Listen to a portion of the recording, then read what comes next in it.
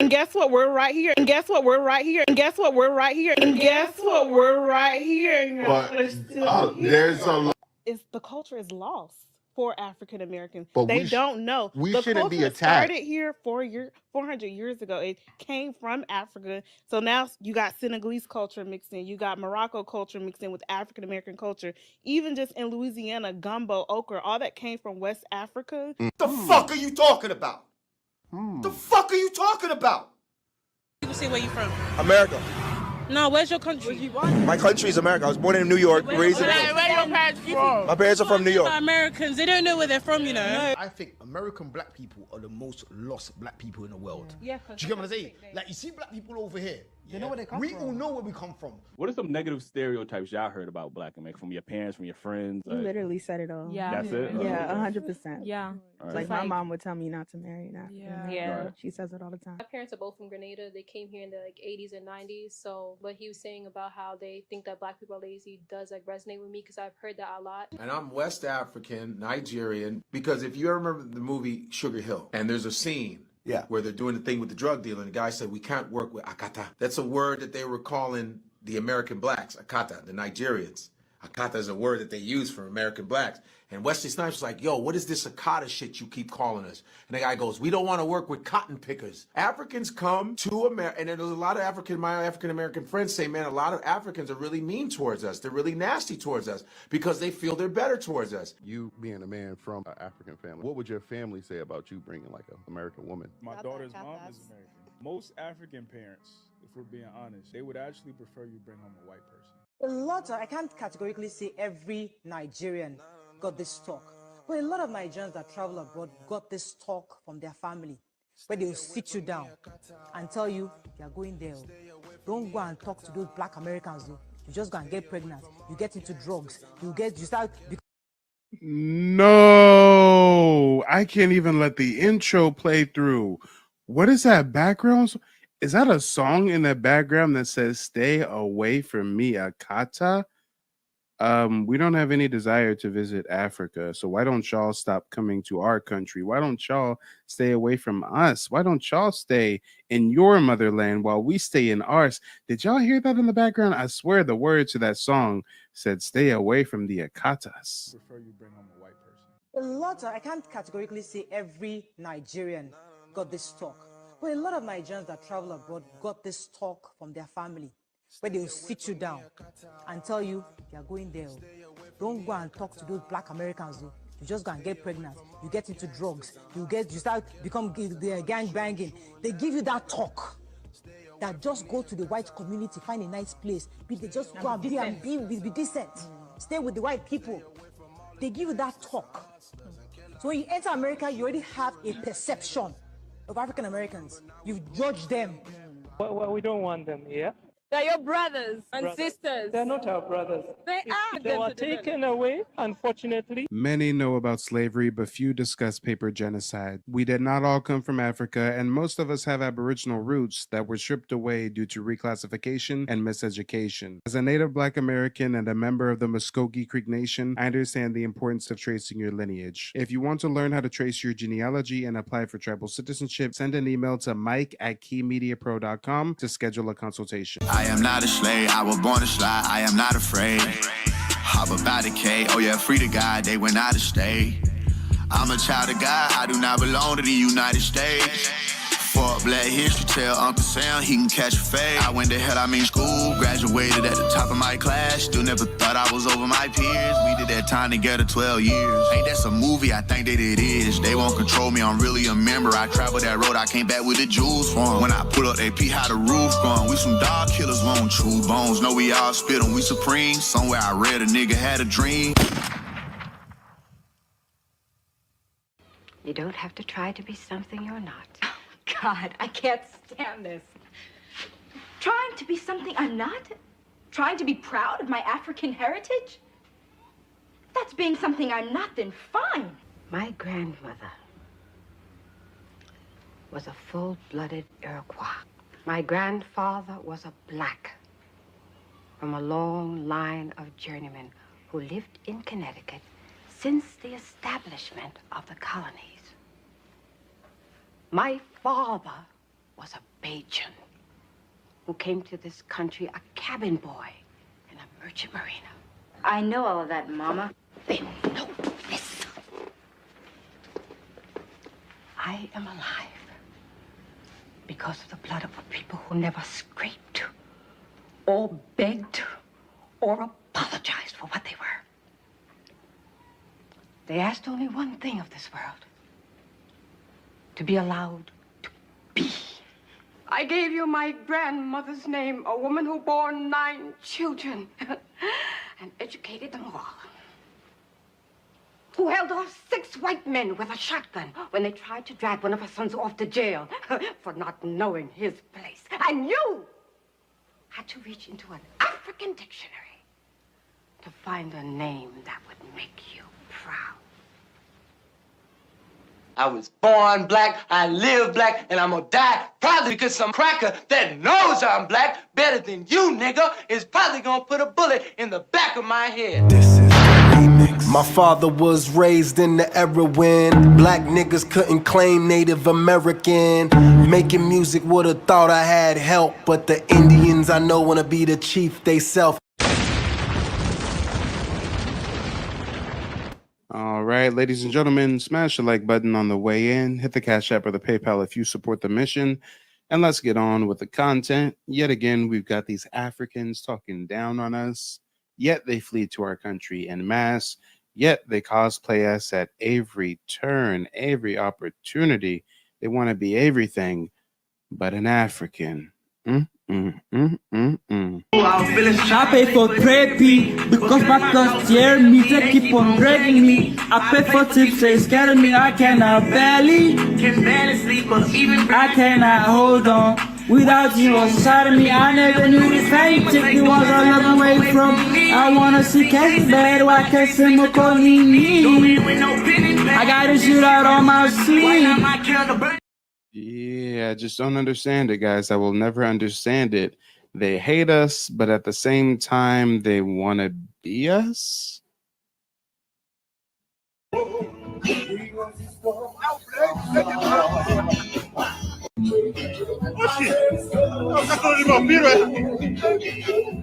Yeah, if you're confused as to what you're seeing right now, these are the Africans doing an AI deep fake, pretending to be Martin Lawrence, Will Smith, and Wesley Snipes.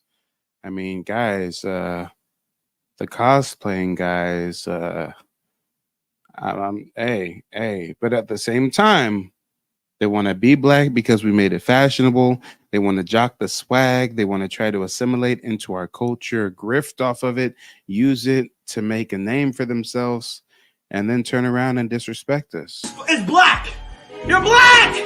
You're just black! Just be yourself. You are not cultured at all. Stop big riding.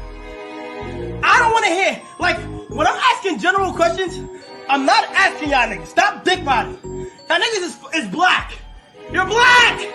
You're just black! Just be yourself and hit them with hey. Also, I just bowed the Anarchy hoodie yesterday. Can't wait finna resubscribe in a little W female viewer. Big 2 months December 9th. Thank you so much. Bro, you're just fully American. You're African American, bro. That's it. How was that see you in 30? That wasn't an insult. That was strictly you're black. You're not Trinidadian. You're not Jamaican. You're not African. You're not word. You're not Ghanaian. You're not Dominican. You're not Puerto Rican. You're not Cuban. Yeah, very, very interesting dynamic. And matter of fact, we've got a guest coming from the back to the front. It's Tough Sino. Matter of fact, Sino, that's where I first discovered your content. I was doing some research on the Kai Cenat, You're Black rant. And I came across your reaction video, and me and you've been locked in ever since. Yo, that's the best music to have behind there, because I really wanted to punch that nigga. Like, I really, like, bro, I swear to God, bro, I really wanted to react, but I just didn't want to wild out. But, bro, yeah, bro, I really wanted to hurt him at that very moment. I ain't gonna lie. Allegedly. Allegedly. He was thinking about a screenplay in which someone who resembles Tyson Nat, the GTA role play, right? The GTA RP joint. There we go. Salute to the chat, though. Yeah, everybody, make sure to go subscribe to Tough Cino. I got his link in the chat, or you guys can just search for him in YouTube, Tough TUFF. But yeah, let's go ahead and jump straight into the content. These Africans, every time they get on the podcast, they just want to throw a bunch of shade towards us. Like we do dress, we have a different swag about us, our fashion sense is different. Even with you ladies, you guys are wearing wigs and weaves. Not saying y'all, I'm saying in general, African women do be wearing that.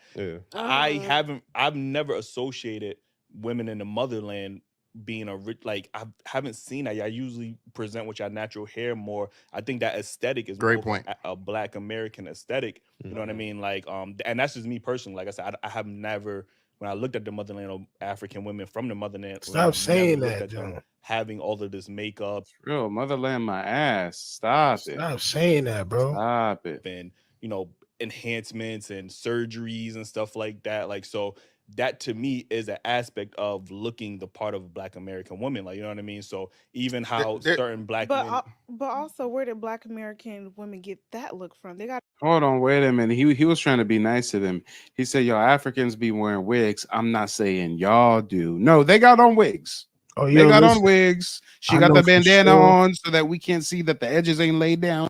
Yeah.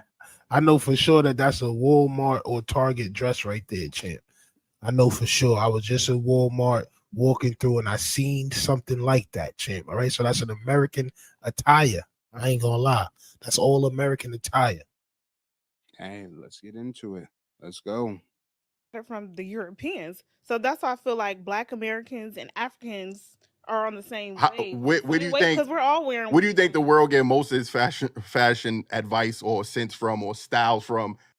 And what did she just say? I swear her response was something slick and disrespectful. Let's run that back. I mean, so even how certain Black men. But also, where did Black American women get that look from? They got it from the Europeans. So that's why I feel like Black Americans and Africans are on the same wave. Where do you think? Because we're all wearing. Where do you think the world get most of its fashion? Nah, I don't know. I don't think the sisters that wear the wigs and the weaves are trying to look European because they're not styles that white American women wear.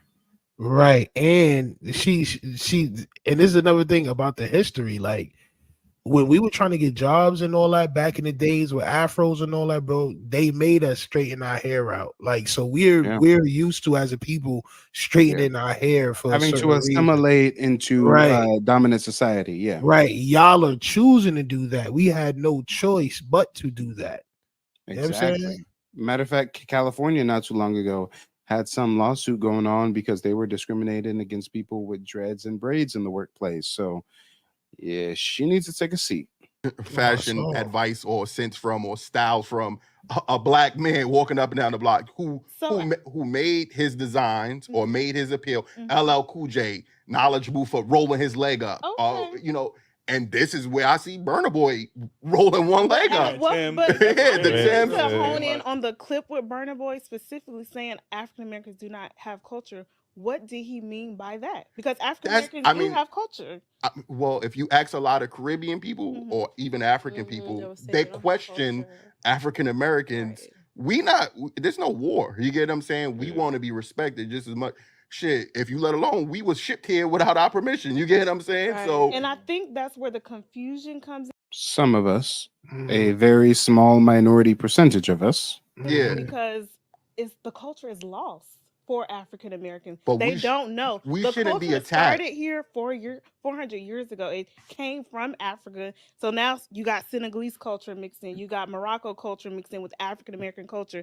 Even just in Louisiana, gumbo, okra, all that came from West Africa for them to pick up those traditions and cultures. So that's. I wonder if you know that I know he's lying right now. Oh, you got the new Margellas?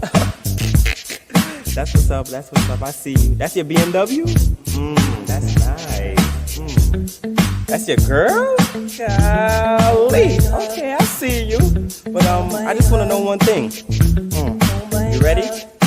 Why the fuck you lying? Yeah, you can stop the cap, little lady. You can stop the cap. While we do theorize that Gumbo, Louisiana Gumbo, does have some West African influence, we do have to recognize it is a amalgamation of multiple cultures. Louisiana Gumbo is French, Central American, American Indian, as well as that West African influence you speak. So how is she going to try to pass it off like gumbo is mostly a West African thing coming from okra when the base of gumbo is a French soup? And then the peppers and the chilies you get from Central America. Because it's a form of goop scoop, bro. So she just used to the goop scoop. You know what I'm saying? So she's like, gumbo is wet. All right, cool. Is it come from where I'm from? You know what I'm saying? Like, that's why she said that. But she has no idea how it started or where it came from. Yeah, this is crazy. The culture is because it's coming from thousands of languages and tribes and countries because we were shipped all over. We didn't ask to, you know what I'm saying? So that's where they're like, necessarily where they're honing in, where it's like you don't have cultures because. But you shouldn't say that. But we built a culture.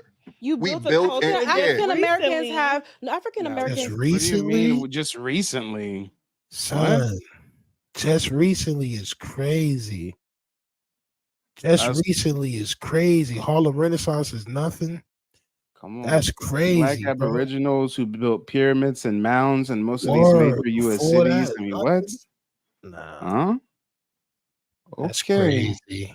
You guys, you do definitely have your own. Hey, and let's play devil's advocate and say our culture was built recently. God damn it, it's a global phenomenon in such a short amount of time, right?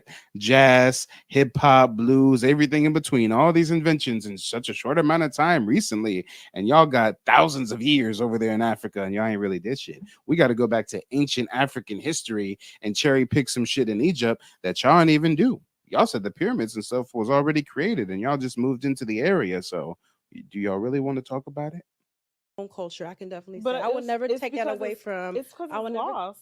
No, even it's lost. But culture. I would That's never. a mindset from thinking outside the box. We had to create as we go. Like everything, our language, how we talk, how we walk, what we make is also unique to what we are. Absolutely. You know what I'm saying? I would never take that away So from. I think it's just more so what has to be told to him that they do have culture, but it was made and created. And it became their own culture, hip hop. That's literally a culture from Black African Americans. So my question now for you. And notice how she's trying to insinuate the African. No, stop it. Stop it. Most of us are Black Aboriginals that have been reclassified since the 1600s. Virginia, the crowning jewel of the 13 colonies of Virginia, in 1682 combined Native Americans and Africans into one category as Negroes. So stop the cap. Talking about hip hop is African American. Notice how you try to put extra emphasis on the African. No. Stop it. And you know, we've also got another guest coming from the back to the front is New Era. New Era, what do you think about this? Did you know that gumbo comes from West Africa? Oh, man, you learn something new every day, apparently. Going to these Africans. New every day. Yeah. And let the folks know where you calling them from. We got Tufstino representing the East Coast. And where's New Era out of? Oh, I'm in South Carolina right now. South Carolina. Hey, at least you ain't in North Carolina. I heard they lynching folks out there. Nigga, they lynch folks out here in South Carolina too. Well, stay safe. You ain't know? In Florida, dealing with the hurricanes. I got hit by the hurricanes. Hey, speaking of that shit, they want to give me $750. Then they tell us they don't got no more money for Americans. Americans help Americans out because America don't got no more money. Then this nigga that's send $158 million to Libya, but y'all ain't had no money for us. Damn, I heard about that. Yeah. Kamala and them only trying to give y'all $750, but they giving the migrants in Ukraine and Israel billions, right? Yeah, them niggas need houses fixed, but what about us who need houses fixed? And this motherfucker. Damn. Hey, yo, Mike, you gonna come over to South Carolina and help me fix my roof, nigga? Since America don't got no more money for us. Like, what the fuck type of shit that is? See what had happened was, you feel me? So no, that's what Biden said. He was like, "Oh, America, I need y'all to step up and help these people out because we don't got no more money." Like, what? Then go sitting like fucking 158 the fucking Le'Veon. This nigga get the fuck Nah, out my face supposed to with that be dumbass shit. FEMA. FEMA's supposed to be the one helping y'all out. Shit. Oh Shout no, out to FEMA FEMA. doing some shady ass shit too. After they told the civilians to help niggas out, people was trying to go over there. FEMA taking the shit, what people trying to do and sending people away. Like, nah, you can't go help people. Nigga, you just told me to come help people, but when I get here, FEMA telling me to go back. Yeah, FEMA's a bitch too. Fuck FEMA. Damn. Well, let's That's get back to the crazy. content. Hopefully, everybody's staying safe who's been affected by the hurricanes as well as the wave of migrants, because the migrants is raping people out here. I had your kids, I had your wives. They raping everybody.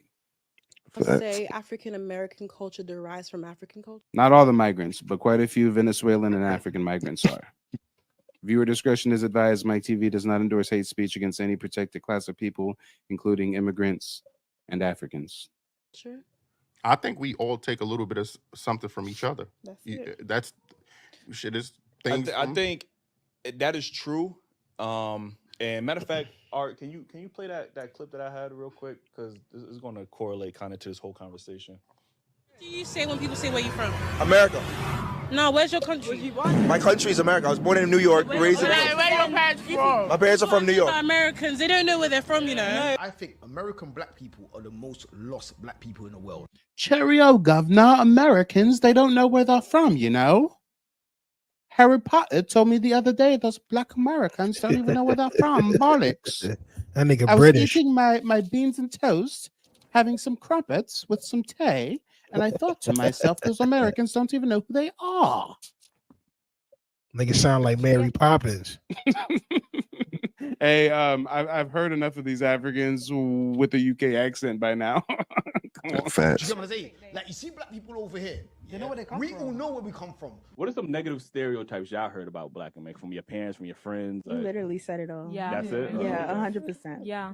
It's like my mom would tell me not to marry an African. Yeah. Right. She says it all the time. My parents are both from Grenada. They came here in the 80s and 90s. So what he was saying about how they think that black people are lazy does resonate with me, because I've heard that a lot. And I'm West African, Nigerian, because if you remember the movie Sugar Hill, and there's a scene where they're doing the thing with the drug dealer, and the guy said, we can't work with Akata. That's a word that they were This nigga know calling about Sugar the Hill. American blacks, Akata, the Nigerians. Akata is a word that they use for American blacks. And Wesley Snipes is like, yo, what is this Akata shit you keep calling us? And the guy goes, we don't want to work with cotton pickers. Africans come to America, and there's a lot of my African-American friends say, man, a lot of Africans are really mean towards us. They're really nasty towards us because they feel they're better towards us. You being a man from an African family, what would your family say? Hey, y'all, I was today's years old when I discovered that these motherfuckers got a whole Akata song, y'all. These motherfuckers is jocking our swag, trying to look like a black American in a rap video as they sing about staying away from the Akatas. That's crazy. Yeah, I got a question for y'all. If they got all this word like Jure and Akata for us, is it only right that we make a word for them niggas too? Stay away from me. Yeah, I call them Bush Baby. Nah, I'm talking about one that stings. But trust Like more me, than a Bush Baby. Bush I Baby already know. stings harsher than you think. Booty Bro, scratcher. y'all know.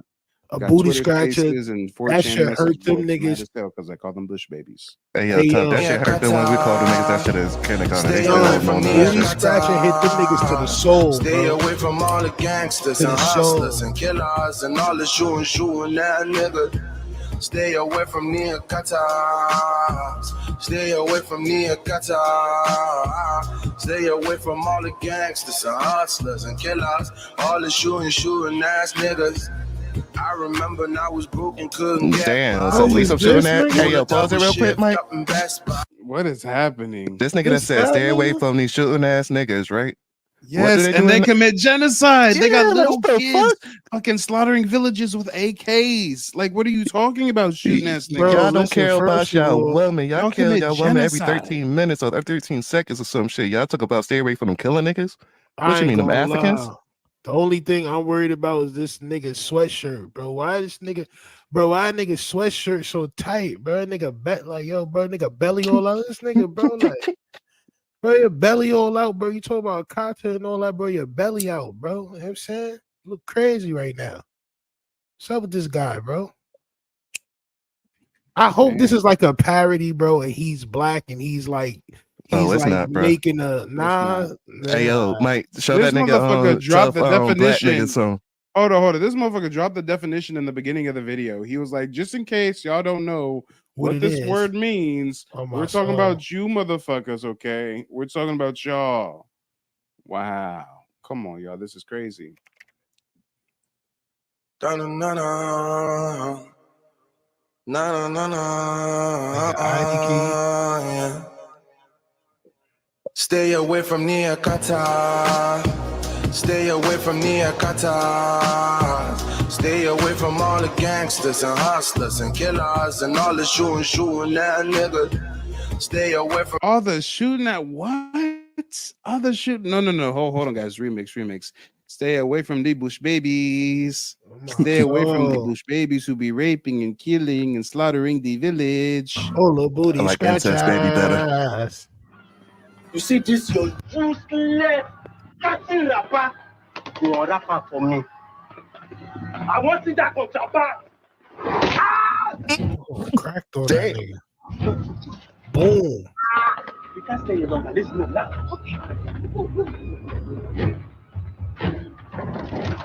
Monkey about to bite that nigga.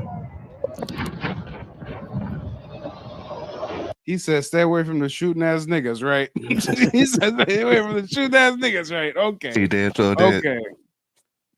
That means don't go to Africa, y'all.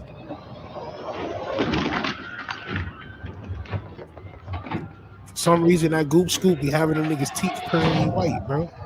Do you want some goop or you want that fucking scoop?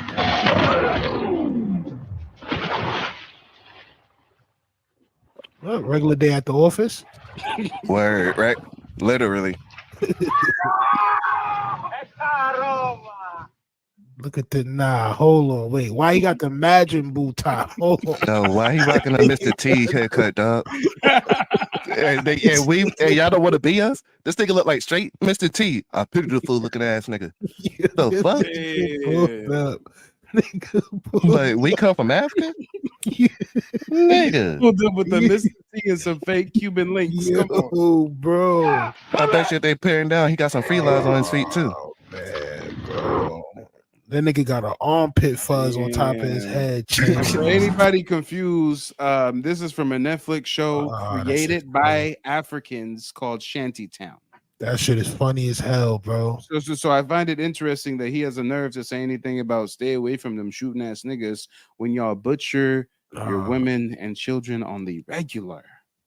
Facts. Bringing like an American woman. My daughter's mom is American. Most African parents, if we're being honest, they would actually prefer you bring home a white person. A lot I can't categorically say every Nigerian got this talk, but a lot of Nigerians that travel abroad got this talk from their family, where they will sit you down and tell you are going there.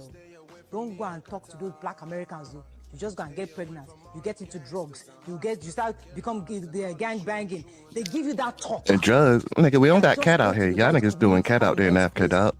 Oh my soul. Be decent. Stay with the white people. They give you that talk. So when you enter America, you already have a perception of African Americans. You judge them. Well, we don't want them here. They're your brothers and sisters. We don't want them here. They were taken away, unfortunately. We will develop. No, we wasn't taking away. Hey, stop lying. We wasn't taking away. Yeah, traded us, nigga, like we was a basketball team, nigga. The fuck? Hey, I want to talk about fucking love. Fuck out of here. I am not an African no more. Y'all traded me to America, nigga. My home team is America now, nigga. NBA Finals, bitches. We about to sweep y'all asses. Hey, and she had the nerve to talk about stay away from the Akatas. You are going to get pregnant. Y'all, as the East Coast guys say, word to my mother, okay? The only time I'd ever seen a single mother of 41 was when we took a trip to Africa. Facts. Lady gave birth to 44 kids before. Oh, I'm sorry, 44 kids, not 41. 44 kids. Before turning 40, and she raises all of them as a single mother. Before This turning is one 40. woman's incredible journey of motherhood, but she refuses to be reduced to just that. I'm heading to Uganda to meet her. Damn, y'all having a bunch of babies in poverty, having litters of children in poverty, but your parents told you to stay away from us because we're going to get you pregnant in America? We ain't trying to fuck on no African girls like that. What? Hey, yo, imagine if our parents would have told some dumb ass shit like that when we was growing up. stay away from the Africans because you're going to get pregnant. Yeah, like what the fuck? That's crazy. And if anything, that's what our parents really should have told us. Our dads should have told our daughters, our sisters, to stay away from them African men because they do genital mutilation and dog out their women and domestic violence and don't take care of their kids and all kinds of You shit. know we was You brainwashed want to back know then, what bro. though, bro? They really didn't have to tell us that because them niggas weird, bro. Like we like you know what I'm Word. saying? Like them niggas wasn't really blending in, bro. They Word. niggas was weird, bro. Like I already know what you're talking about, bro. I had a Real African shit. homie in Africa. I mean, in Brooklyn and shit. He's from Africa and shit. That Every nigga time was you try to be- weird a little I'm bit, trying right? to tell Like- you, bro. I had a homie from Jamaica. I Like had me and my an homie from African- Jamaica I was like, grew yo, up what's in wrong with grade him? My nigga school, from that Jamaica was like, oh, motherfucker he's was from Africa, weird. dog. And on God, now that I think about it, he looked just like old boy from Blood Diamond. He looked just like that dark skinned nigga from Blood Diamond. On God, in 4th grade, I had one of them in my school. I swear. Real But Like, yo. again, when we talk about these diaspora wars, and I wanted to get into that later, but since we're already here, It's not a war. when You we can't. We can't go to war with broke people, and broke people can't go to war because they don't got no money. Africans or So can we stop saying Caribbeans, and diaspora? they have this disdain almost or this disrespect when it comes towards Black Americans, often saying, you don't know where you don't come from, but they would never say that to a Haitian or a Jamaican or a Trinidadian, even though we all came from the same slave ship. It's just different stops. But for some reason, Black Americans or African Americans aren't looked at as a specific culture when Jamaicans are, or Haitians are, or whatever, Antigua, like all of them are looked at. Nobody questions their culture. So And the fact that we always have to answer our culture or is being Defend it. questioned by people that look like us, you know what I mean, is very disrespectful. And especially when we have built a unique culture within America. And I think, unfortunately, the media does a good job at portraying only the negative stereotypes. It's just like when we were growing up, the stereotypes that we seen of Africans was the flies on the face. Hey, and shout out to Original Copper American Sun Energy. Says, where's that clip with the Asian and the white man leaving them with kids? You know what? They call me the king of receipts. I think I might have that receipt somewhere. Hold on. Let me dip into the archives real quick. I think I know exactly what you're talking about because they had the nerve to tell their children to stay away from Black Americans because we're going to get them pregnant. Meanwhile, them Asian man is over there leaving a bunch of little half-breeds on the continent of Africa, not taking care of not one of them, y'all. Not one of them. And you know what? On second thought, I think I may not have that clip, but if I find it, I'll play it, y'all. I didn't have this, that, and the third. So that's what we saw. So of course we had a negative perception, but we see as now 2025, 2024, we still seeing that narrative push that don't go to those Black Americans. They ratchet, they ghetto, they don't got no culture, which is just, to me, is very disrespectful. And it is a slap in the face, like as somebody So who's Black American. let me ask you something. What country in Africa are you from? I'm from America. That's what we're saying. Just What like a country in Jamaican, Africa just like are a you no, hold on. Just like somebody from Jamaica, they're not going to say what country in Africa they from. Somebody in Haiti is not going to say what country from. They're going to say they're Haitian. Because they were closer from, what is it called, the triangular slave But trade. then when you ask them that question, they're not going to have a definitive answer. That's because they're already in their own community of Caribbeans, the Haitians, Jamaicans. They're all like in one bowl. Just as But far Black Americans are in their own But bowl the- as well. the Like that's reason why I that's asked what I'm that, saying. that's Why why are we getting questioned? That's why Africans feel that way, because they feel like because you don't know where you come from, which is not by fault by Africans. We it's know not by, where we come from. We come from America, just like I guess it's Jamaicans just come more- from Jamaica. Like, what is the difference? I think it's just Like, more relatable from an African to see another African and be like, oh, where you come from? Oh, I'm from Ghana. I'm from this place. And they know so much about their culture because they do this, and this. So I feel like that's why they feel like you know so much about your culture in Africa. So that's what they're like, well, Americans don't know, because honestly, you guys don't know. When Africans come to America, they're busting their behinds to get degrees, become doctors, lawyers, and stuff like that. So when Africans look at African Americans, they're like, these people have credit cards. We don't even have credit cards. These people are not even working, and we come here and we busting our asses. Now we're doing this. We're now 6 figures, and these people have all these years to become all these great jobs and careers. What do you mean we're not working? So Black Americans just en masse are unemployed and Africans en masse are making 6 figures in America? What are you talking about? My mother has her master's degree. My pops retired twice from 2 different state jobs. Like, I mean, I don't know where she gets this information from. Like, none of us have, like, bro, what are you talking about? It's a lot of, bro, listen, it's a lot of Africans that is eating goop scoop. You know what I mean? It's a lot of Africans that's eating goop scoop, bro. Like it's some of us that's sitting around, but it's a bunch of us that's getting degrees, bro, and really starting businesses and creating culture. Cause that's what we do. We create culture. If it wasn't for us, niggas would still be walking around in suits. On my soul. If it wasn't for us, niggas would still be walking around in 3-piece suits, bro. Real talk, bro. We created streetwear. We created that. And they're not doing anything. I'm just saying this is what they're saying. Yeah, this is the conversation. It's like y'all have all this time to get free money, free loans, and we don't get that back. What do you mean free money? So she thinks that for 400 years we've been getting free. What are you talking about? She think we all on you immigrants on get free assistance. handouts. We don't get free handouts. No food stamps over here, Chan. Oh, I thought you guys are getting the free handouts and the debit cards like we are. Why aren't you making a bunch of money? No, we're not getting the handouts like y'all. At home.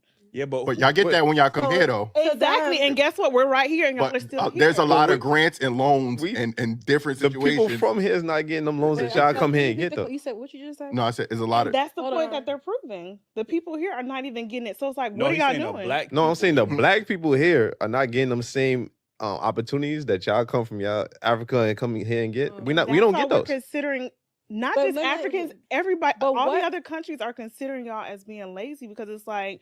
So now she speaks for quote unquote all the other countries.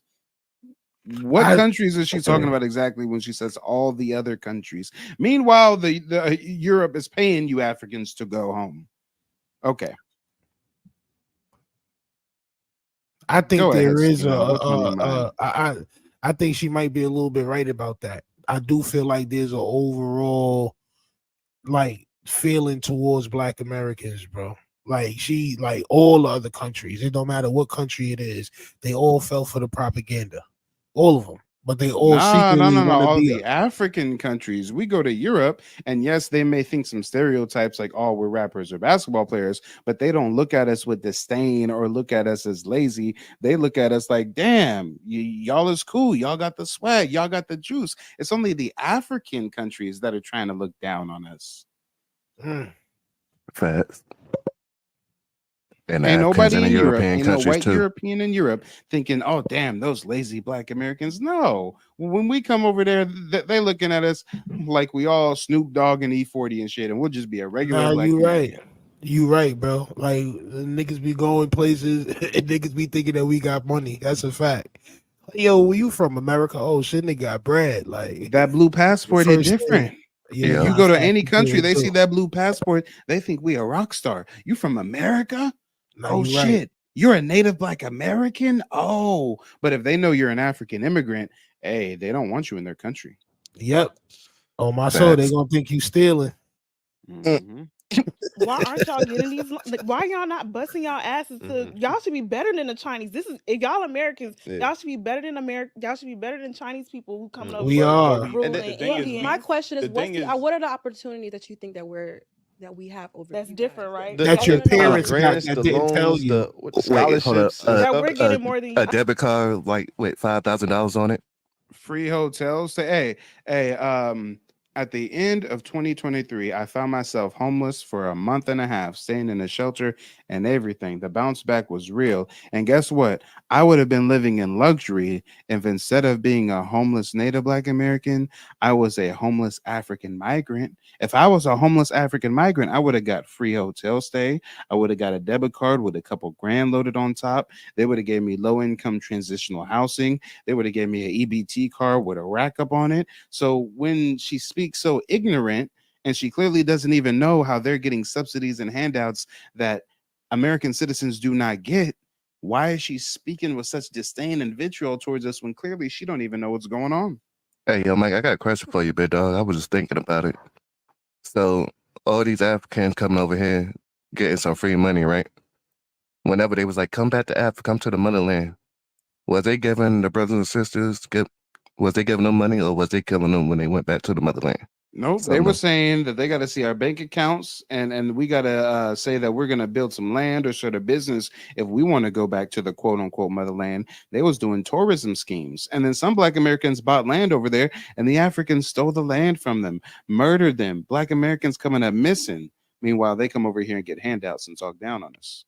Oh, that's mighty funny because they always talk about we the same and we lazy though.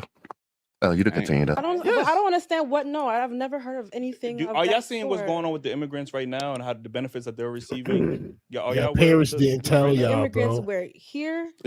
All of these immigrants all over. coming into like New York? York and Chicago. I've heard about Are you aware that. of the benefits that they're getting right now? I'm The not free aware. hotels and the free EBTs and all of this. Getting stuff? $500 a Wait, week. Before you per continue. person? Immigrants. What immigrants are you talking about? Because we're You talking about the Mexicans? Yeah, because that's what I see. I see is like the Guatemalans. We talking about all of them. Yeah, like We're not talking about them right now. but we're talking about immigrants. No, we're talking about you Africans sneaking through South America to come to our country. What are you talking Yo, about? bro. All you Africans sneaking through Mexico. What you talking about? Yo, Shirley Chisholm, bro, right? She wrote in her book, she was like that her parents is from, I think, Jamaica or some shit like that, or Trinidad. Like she's not, her parents is not from here. But she said that her parents let her know that while we were being redlined, her parents was able to buy property in places that we couldn't while we were being redlined. Big You know what I'm facts. saying? Like, yeah, bro. Yeah, like, because when they come in, they get classified as Caucasian, bro. Shit crazy, bro. I'm like, word. Like, so it's things that their parents didn't tell them because their parents want to perpetuate that whole we better than the Black American. So I'm not gonna tell my kid that we really got help to get all this shit that we got. I'm gonna just make them think that they better than these Black Americans. You know what I'm saying? Like, Think about it this way, tough. Every time we be in the hood and shit, right? I'm from Bed-Stuy. Every time an immigrant come in and shit, they get a corner store, they get this store, some shit, we still fuck with them. Yeah. But some of them, they still talk down on us like, nigga, we been here way longer than you think. If we got the same shit, we wouldn't have built a store. Real Even talk. when we did, they burned the shit down. Benefits that they're Real receiving. talk. Yeah, are y'all aware of this right now? The immigrants were here. All of these immigrants all over. coming into like New New York and Chicago. I've heard about Are you aware that. of the benefits that they're getting right now? I'm The not free aware. hotels and the free EBTs and all of this. Getting stuff? $500 a week. Wait, before you per continue. person? Immigrants. What immigrants are you talking about? Because we're You talking about the Mexicans? Yeah, because that's what I see. I see is like the Guatemala. And these are the worst podcast hosts ever. How you letting some fucking bush babies dominate you on your own podcast? They ain't giving them no proper pushback. They aren't bringing up the fact that it's an overwhelming amount of Africans sneaking through South and Central America to get here through the Mexican border. I mean, these podcast hosts is taking a whole lot of shots and not really returning fire. Shit, mate, some of them niggas taking rafts too. They ain't even walking.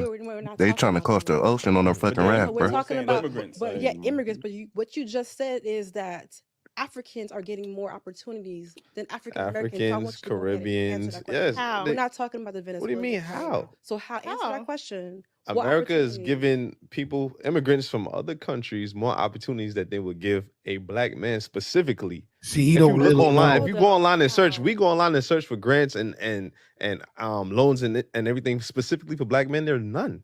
And But then that just NAACP don't shows- have. They that have plenty of awards and scholarships for. And That just shows you how NAACP America treats Black people as a whole. It's America. But that's the point we're trying to get to y'all. That the reason we're not Black as people far as a as whole, people come aka from y'all other Africans countries ain't and black, get y'all is Africans. because No, I'm sorry. No, this is not to be ignorant because you still haven't answered my question as to what us You want to know the name You of the want a grant? specific Not even- grant? Like, I don't get what not you're even saying. not even just that because Yeah. there isn't anything specific that we're Stop doing. lying. I don't look up grants that Hold on, immigrants hold get on. when as soon as they come over here. You have not pointed out any simple, direct way you can know that Black people are lazy, but yet y'all can claim and give us that title.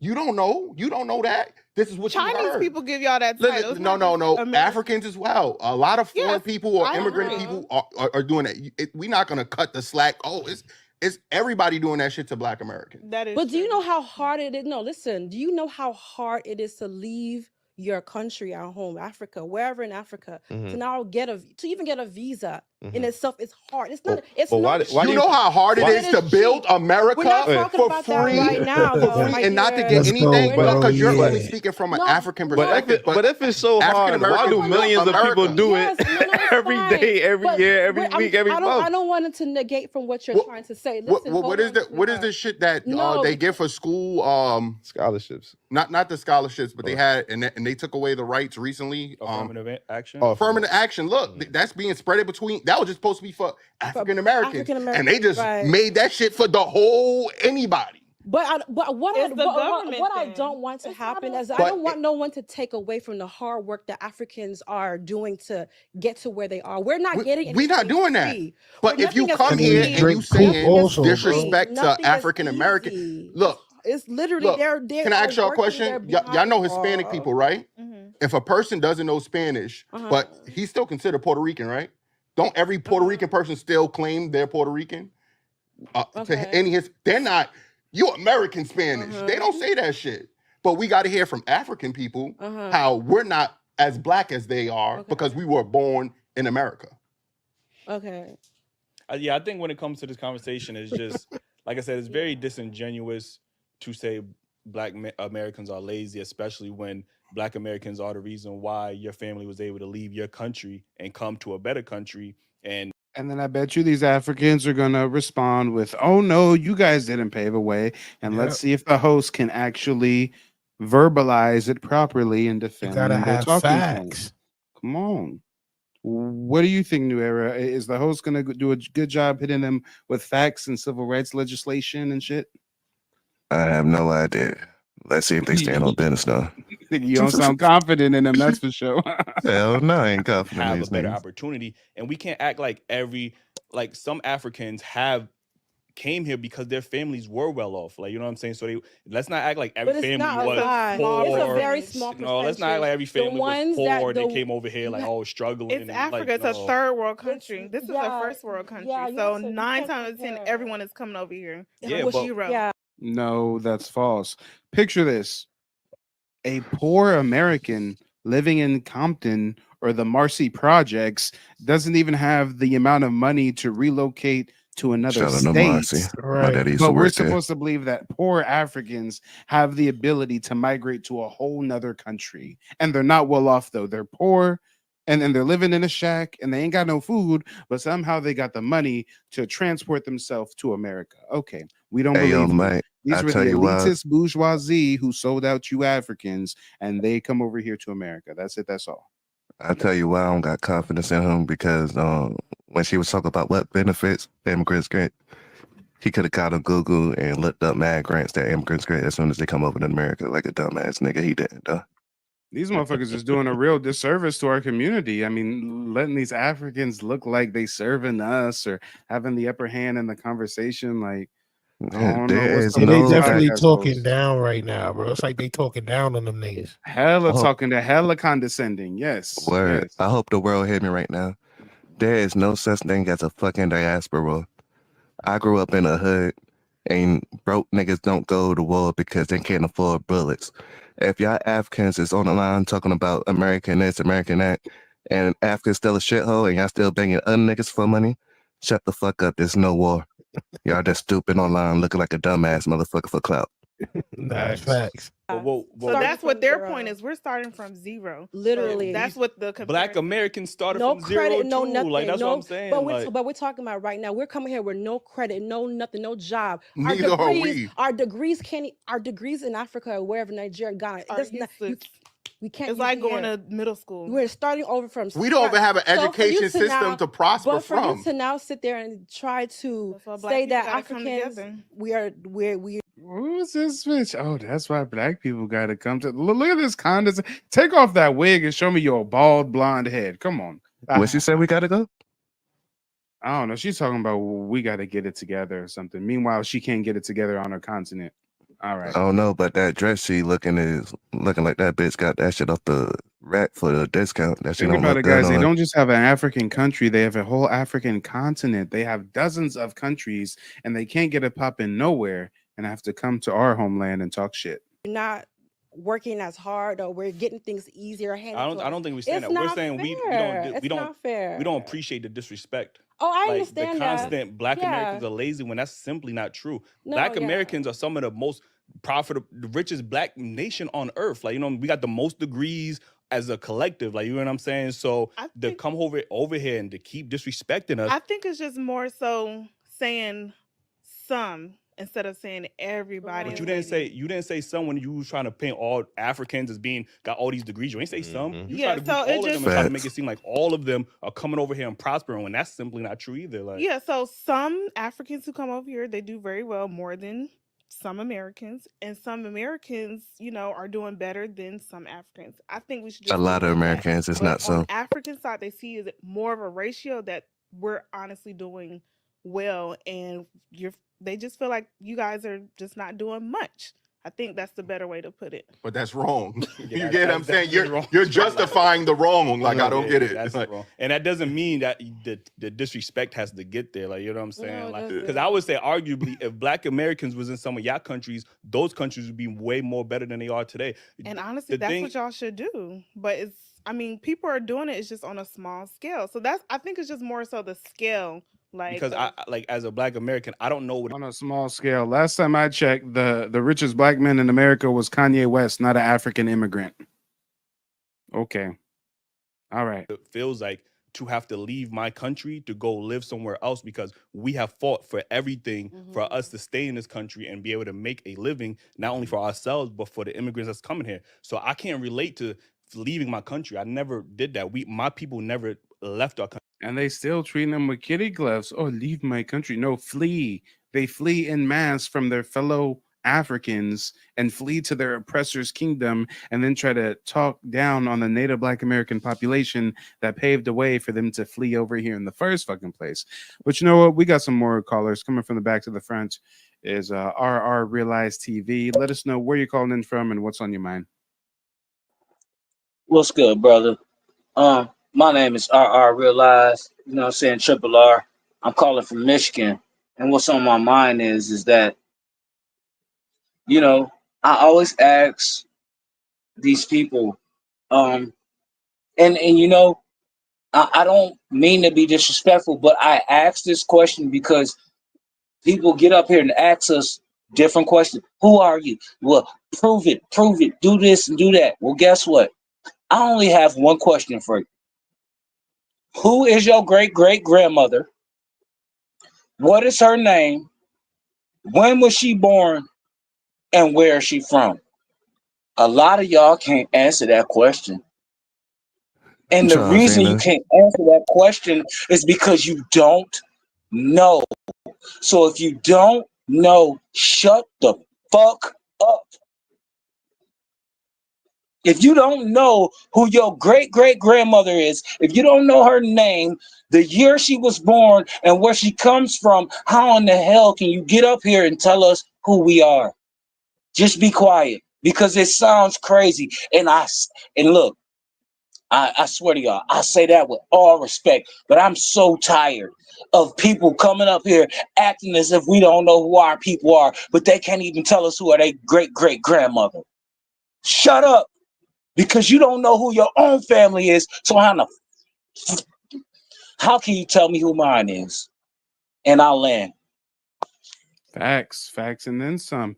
Shout out to Yancy. Yancy says genealogy shows that not many Africans came to the United States. Most of our ancestors are Indians and Black Europeans and not Africans. Yeah, I'm a full-time genealogist. I meet with dozens of folks a week. And when we do the paper trail genealogy, we can trace our ancestors to the 1800s, the 1700s, meticulous paper trails.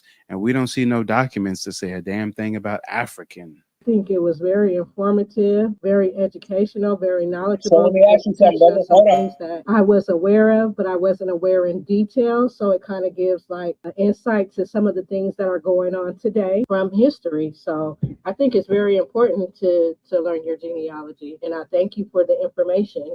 You're showing us how to navigate through the system. It's worth 75 or maybe a little bit more to me.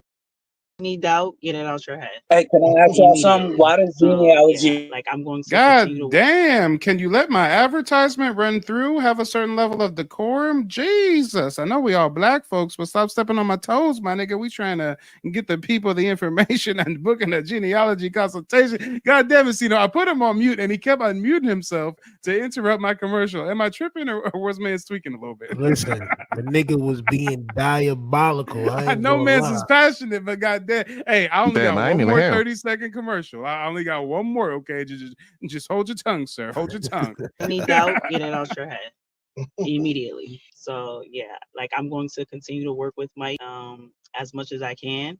So I want to say thank you, Mike, for actually taking the time out and talk with me and my husband. Like you definitely informed us on a lot of things.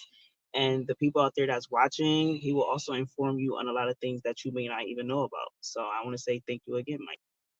See, it's not that hard. Come on. Just let the commercial play through, y'all. Come on. But you know what? We've got another guest coming from the back to the front is Desmond. Desmond, where you calling in from and what's on your mind? Calling from one of the hurricane states. Nah. And what's on my mind about these dumb Africans and Haitians and anyone else who crosses this river that I keep seeing up at 7-Eleven in groups, literally doing nothing but sitting and digging through the trash cans. I see a whole different story than what's being talked about on here with the immigrants. Because they say they come over here as doctors and money and all of this and that, but I am finding And a whole instead they come bunch of over them here and literally eat sitting pets, out on the right? street of Florida. So, They eating dogs and cats. Well, shoot, they eating rats, basically, or whatever they can get out the fishing pond as dirty fishes. But that's the reality that I see here, and that's literally right here in Florida, where there's over 400,000 Haitians walking around right now. So this is madness, literally y'all. everything she's basically up there talking about. They come over here for free. They get paid just to get here, literally. I mean, I wish I can get like a passport and go overseas, and as soon as I get to where I go to, you can hand me 30 grand just for making it there. I mean, shoot, I wish I'd get paid like that myself, be able to flee from my country and go up to Europe and force them to kick me out by giving me $30,000 so I could turn around and go to America and, sneak in illegally and drive a Uber cab and say I'm rich, basically. Oh yeah, I feel you. And with that said, we got to segue into the next live stream, but let's provide some closing remarks real quick. We'll keep it to a few seconds per person. But first person, new era, lay it on us. Closing remarks. What's on your mind? Peace, love, and soul. And let's get to the next stream. All right. And yeah, on the next stream, we're going to be roasting Kamala, Obama, La Scamala. But we'll see you over there, new era. Stino, what's on your mind? Yo, man, y'all already know. Keep the supporting, man. Make sure y'all support y'all favorite YouTubers. Make sure y'all follow me too as well at Tostino. Yeah, man, rock out. You already know what it is. Hey, and if you want to join on the next stream, Stino, you're more than welcome. We'll see you over there. Desmond, closing remarks. Go for it. Yep. Thank you for having me. Just wanted to basically see what I had to say because I had to get back to packing for this hurricane. So I'll just be listening in. I might pop in on the stream. The missus said hello. And happy 30th. I'll see you next stream, Mike. I appreciate the late birthday wishes, brother. Talk to you soon. All right, guys. I'll see you on the next stream. Stay tuned. As soon as this broadcast ends, it'll push you to the next one.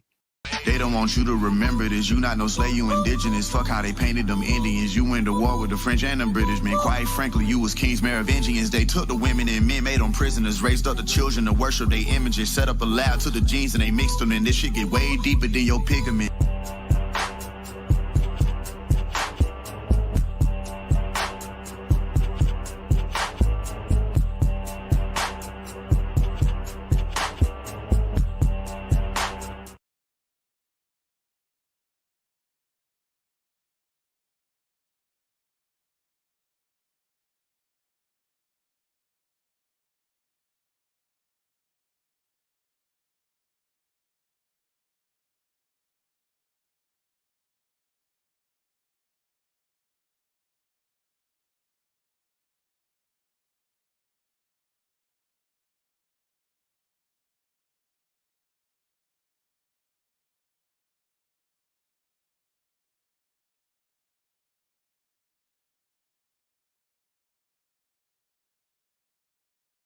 Round with that fake history you are giving. Stop it. You call yourself Native Americans, yet you don't even know your tribe. Where is your tribe? What is the name of your tribe? What language do you speak, your so-called Native Americans? What language do you guys speak? Because every single tribe or every single country in this world have their own language. So if you are indigenous, just as Red Indians, or sorry to say Native Americans, they have their own language. They have their own tribes. So Madam so-called African, wannabe Native American, what is the name of your tribe? What is the name of your people? You coming up with some fake identity that is going to cause some crisis to our African identity. So please stop it. Stop with the fake history you are creating. Please. It's serious, guys. You are really doing something that is wrong and is illegal. The fuck are you talking about? Deny Africa all you want. You are Africans. That is how you got to America. You can claim America because that's all you know, but the blood flows through your veins. That blood that flows through your veins. That blood that makes you sing good. That blood that makes you dance good. That blood that gives you that rhythm. That blood that gives you boldness and bravery. That blood that gave you beauty, intelligence. That blood is from Africa. That blood flows through your veins just as it flows through my veins. Many know about slavery, but few discuss paper genocide. We did not all come from Africa, and most of us have Aboriginal roots that were stripped away due to reclassification and miseducation. As a Native Black American and a member of the Muscogee Creek Nation, I understand the importance of tracing your lineage. If you want to learn how to trace your genealogy and apply for tribal citizenship, send an email to mike@keymediapro.com to schedule a consultation. I am not a slave, I was born to slide, I am not afraid. Hop about a K, oh yeah, free to God, they went out of state. I'm a child of God, I do not belong to the United States. For Black History, tell Uncle Sam he can catch a fade. I went to hell, I mean school, graduated at the top of my class. Still never thought I was over my peers. We did that time together 12 years. Ain't that some movie? I think that it is. They won't control me, I'm really a member. I traveled that road, I came back with the jewels from. When I pull up, they peep how the roof gone. We some dog killers, won't chew bones. Know we all spit on, we supreme. Somewhere I read a nigga had a dream. You don't have to try to be something you're not. God, I can't stand this. Trying to be something I'm not? Trying to be proud of my African heritage? If that's being something I'm not, then fine. My grandmother was a full-blooded Iroquois. My grandfather was a black from a long line of journeymen who lived in Connecticut since the establishment of the colonies. My father was a Bajan who came to this country a cabin boy in a merchant marina. I know all of that, Mama. Then know this. I am alive because of the blood of a people who never scraped or begged or apologized for what they were. They asked only one thing of this world: to be allowed to be. I gave you my grandmother's name, a woman who bore 9 children and educated them all. Who held off 6 white men with a shotgun when they tried to drag one of her sons off to jail for not knowing his place. And you had to reach into an African dictionary to find a name that would make you proud.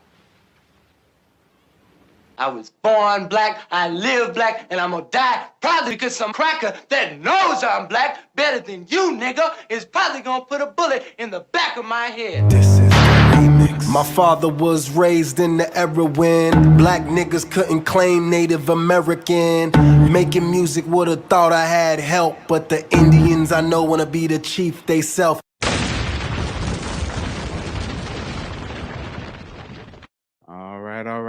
right, let's get into it. Ladies and gentlemen, boys and girls, hit the like button on the way in. Subscribe to the channel if you've yet to do so. And hit the Cash App or the PayPal if you support the mission. You know your boy is demonetized and shadow banned. This is a crowd-funded operation. And if you appreciate the content, I appreciate y'all showing your support in the only way you can. Guys, I've warned you about this for a couple years now. I'm not sure how long some of you have been watching. We've got a lot of new viewers, but I've warned you guys about this for years. I was the modern day Paul Revere, but instead of the British are coming, it's the Africans are coming. The Africans are coming. And they're cosplaying and they're eating cats and dogs, but we're not going to get into all that. Y'all can see the stream I did on the Haitians eating pets in Ohio. Go ahead and check out the channel. But guys, I've warned you about this. Africans have been in bed with our oppressor. Africans and Europeans kind of had a pact. They kind of had a revisionist history agreement, if you will. They came up with a story and they allowed this false narrative to be promoted that white folks like snuck into Africa and, you know, were bear crawling through the jungle, and then they spotted an African and they threw a net on them and they grabbed them and chained them up and dragged them onto a slave boat. No, that wasn't the case. It's called the Transatlantic Slave Trade.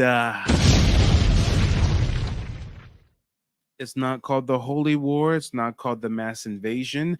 Africans captured their fellow Africans and had them waiting on the coast for the Europeans to just come through and window shop. It was the Africans that first enslaved their fellow African and then sold them to foreigners. But guess what happened? Hundreds of years later, some of those black folks that made their way to North America and then mixed in with indigenous tribes on their fight for freedom, those folks became globally revered. They became global successes, global phenomenons. Everybody wants to be like a native Black American, don't they? And imagine how much contempt and vitriol and disdain these Africans have. You guys were nothing but slaves that we sold to white folks, and now you're richer than us, and more popular than us, and more successful than us. And you create inventions that are revered the world over. Meanwhile, Africans are global failures.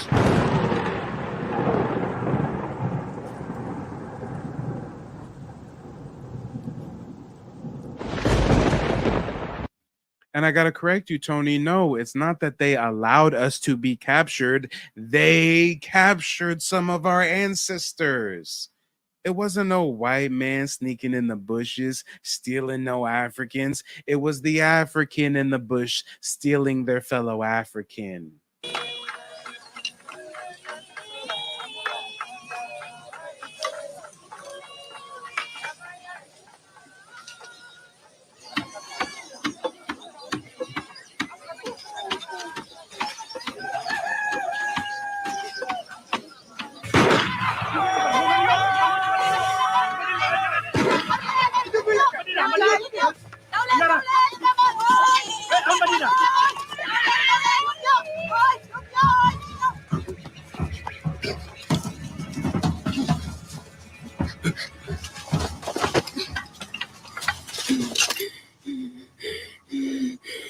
Look at this. It's all good, Tony. It's a lot of misinformation out there. We all grew up thinking that the white man just stole some Africans. No, it's called a slave trade. There was 2 consenting parties. The only person that did not give their consent was the captured individual. The African freely sold their fellow African to Europeans for trinkets, guns, muskets, beer, and mirrors. If you don't believe me, look it up. And guess what, guys? Guess what? Africans for decades have been scamming us with the save the children and feed the children and we are the world and we are the people. We going over there and building wells, and they're so corrupt that the money's going to the elites and the Africans are still poor. So they've been scamming us for a long time. The Nigerian scammers, the romance scams, the hush puppies, the Yahoo boys. Look it up. the year of return tourism scam. Hey guys, come over here and buy property in Africa because you're coming back to the mother. No, it was a scam. Black Americans went over there and got murdered by them Africans. Look it up. The only thing that Africans have had going for themselves, since they're revered as global failures, the only thing that Africans have going for themselves recently is their alleged kinship to us. Let me say that again clearly. The only thing the Africans have ever had going for themselves in recent years is their alleged kinship to us. So when we watch this video and this African woman is so triggered that Black Americans are discovering their Aboriginal roots, no, it's because they're losing the little bit of power they have. The only little bit of power they have that they're holding on to is their alleged kinship to us. So now that we're delineating, they're running around like Chicken Little. The sky is falling. The sky is falling.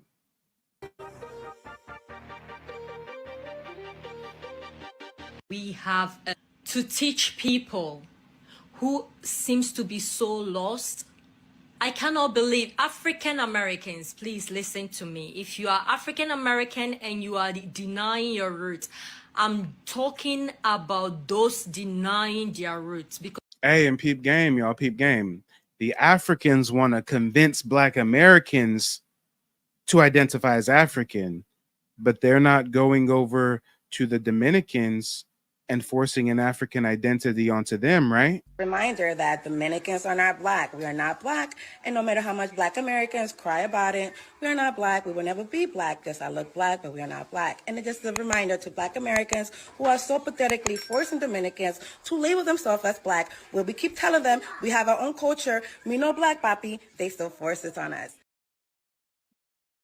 The descendants of African slaves in South America that say me no Black papi, the Africans don't have any issues with them not identifying as African. They don't call themselves African Dominicans, African Puerto Ricans, African Haitians, nothing of the sort. They don't call themselves African Jamaicans. They just say they're Jamaican, right? So why is it that Africans on the continent are only trying to force this African identity on Black Americans? Because we are the global successes. And the only thing Africans have going for themselves is their alleged kinship to us. Do you understand now? I hope you're starting to get it. Because thankfully, we have so many lovely African Americans who embrace their African roots, who knows where they came from, who are trying to go back to the motherland and educate themselves about their people, their history, and their culture. And there is a fair amount of people that also denying their roots. We are not forcing you to be Africans because you can deny it all you want, brother, sister. Go back to the motherland and you will see that you are just like any other African. Why are they trying to convince us that we're the same when we're not? Most Black Americans have American Indian, Aboriginal, Indigenous roots, not no fucking African roots. There's some of us who have Indigenous roots and African admixture because 4% of the slaves during the Transatlantic slave trade went to North America. And a lot of those African slaves, when they fled the plantation and revolted, they were adopted by Indigenous tribes like the Seminole and the Creek and the Choctaw, et cetera, et cetera. But guys, a lot of us have zero African admixture. A lot of us are doing our genealogy. We're tracing our family tree, and we're not seeing any documentation that supports this claim of us being African. They've been reclassifying Black Indians in America since 1682. Virginia in 1682 passed 2 acts that combine Native Americans and Africans into one category as Negroes. So yes, clearly some Native Americans were richly melanated and looked a bit similar to Africans for them to be able to lump them in the same category and reclassify them, but we're not the same people. The Aboriginals of Australia look dark as hell like some Africans, but they're not African, are they? They're not the same people. And African people in your country, you see them in America, we are one people. You are me and I'm you. Okay? And we are same, like it, hate it. It is what it is. But my concern is that you guys that deny your roots, you are starting to create false history. Ooh. And I'm not gonna sit down for that to happen. There is nothing I can do, but I will call you guys out. Because you are creating false history that can affect the next generation to come. If we don't put our foot down and stop this nonsense. She's living in a third world impoverished shithole, and instead of fixing her country, trying to increase her earning potential, instead of doing anything that benefits her and her people, she's online trying to convince us to adopt an African identity and trying to convince us that we don't have American Indian roots. It's gonna carry on, and the next generation and the next one to come are gonna start thinking that they are not from Africa. They're gonna preach that fake history to continue, and by the time you realize, Africa will keep shrinking and the people will keep shrinking, and we might finish. That's not a problem. We don't care if Africa shrinks and the people. What the fuck is she talking about? The big ass continent, largest continent in the world, Africa is going to shrink and the people are going to. We don't care, ma'am. Africa can be wiped off of the face of the earth tomorrow, and that does not affect Native Black Americans in the slightest. For those of us that do have some distant African ancestors, we don't give a damn about no Africa. You Africans that captured some of our ancestors and sold them to foreign Europeans for trinkets. Why would we? Guys, you know what this shit is? It's like when you got a dope fiend mama or daddy that like sells you or like gives you up for adoption, and then you become rich and famous, and here comes your dope fiend parent talking about, we're family, right? Buy me a house, buy me a car, we're family, right? No. So I am not going to sit down for that to happen, and none of us Africans are going to allow that. Please, if you deny Africa, that's okay. That's your problem. You're not a colleague, you a fucking colonizer. The family matter and the truth of the matter. It was God's plan to show y'all the liar. They not like us. They not like us. They not like us. Yeah, I had to cue the Kendrick one time. But don't go around with that fake history you are giving. Stop it. You call yourself Native Americans, yet you don't even know your tribe. What are you talking about? Look how emotional she is. She's emotional that we don't identify with a country we have never fucking been to. I ain't never been to Africa. My daddy ain't from Africa. My mama ain't from Africa. My grandmama ain't from Africa. Matter of fact, we know y'all don't even got your fucking paperwork. Y'all don't even got birth certificates. I got my family tree on my father's side traced back to the early 1800s. On my mother's side traced back to the late 1700s. And y'all don't even have birth certificates. And guess what?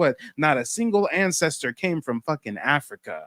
So what are you smoking? She's so emotional. She's so upset because she knows as soon as we delineate, it's game over for them Africans. Where is your tribe? What is the name of your tribe? What? My tribe is the Muscogee Creek Nation, ma'am. My tribe is the Muscogee Creek Nation. Our ancestral homeland is in the Alabama region. We were comprised of a conglomerate of other tribes that split off, such as the Seminole. I know the name of my tribe. Is that it? Is that the test? Did I pass, guys? She thought that we didn't know the name of our tribes. What? Yeah. Not only do I know the name of my tribe, not only am I a full-time genealogist who meets with dozens of Black Americans and teaches them how to trace their family heritage, but God damn it, when we go through that paper trail, we don't see nothing that points to Africa. And if you haven't done your genealogy yet, I urge you to reach out and schedule a consultation while I'm still running the $75 promotion. If you have any doubt, get it out your head immediately. So yeah, like I'm going to continue to work with Mike as much as I can. So I want to say thank you, Mike, for actually taking the time out and talk with me and my husband. Like, you definitely informed us on a lot of things. And the people out there that's watching, he will also inform you on a lot of things that you may not even know about. So I want to say thank you again, Mike. Yeah, y'all, this is crazy. This is wild. She's on the other side of the world trying to tell us we're not native and we're African. Bitch, you don't know our genealogy. You don't know our heritage. You don't know who we descend from, just like we don't know about yours. But you guess what the difference is? We don't care about you. We don't care about what tribe you're a part of or not a part of. We don't care whether you call yourself Nigerian or African or Igbo. We don't give a damn. But they care so much about us. They have a one-sided parasocial relationship with us, and it's disgusting. They're like serial stalkers. Language do you speak, your so-called Native Americans? I'm sorry, guys. She had another pop quiz for me. So the first question, she put me on the spot, guys. She really put me on the spot. She said, "Well, what is your Native American tribe?" Ma'am, Muscogee Creek Nation. Oh, well, what is the tribal language you speak? It's called Misvoki. Matter of fact, I take weekly virtual language classes with my tribe every Friday. Is this it? Is this the big test, y'all? Did I pass yet? Did we pass? She think we don't know the name of the tribe. She don't think we know the name of our tribal language. What? Language do you guys speak? Because every single tribe or every single country in this world have their own language. So if you are indigenous... That is false, ma'am. That is false.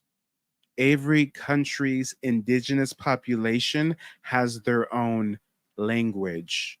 Every country that has been successfully colonized by foreign powers, they speak the language of the colonizer, which is why most of the world speaks English and most of South America speaks Spanish, and then Asia and all those other parts speak Mandarin, right?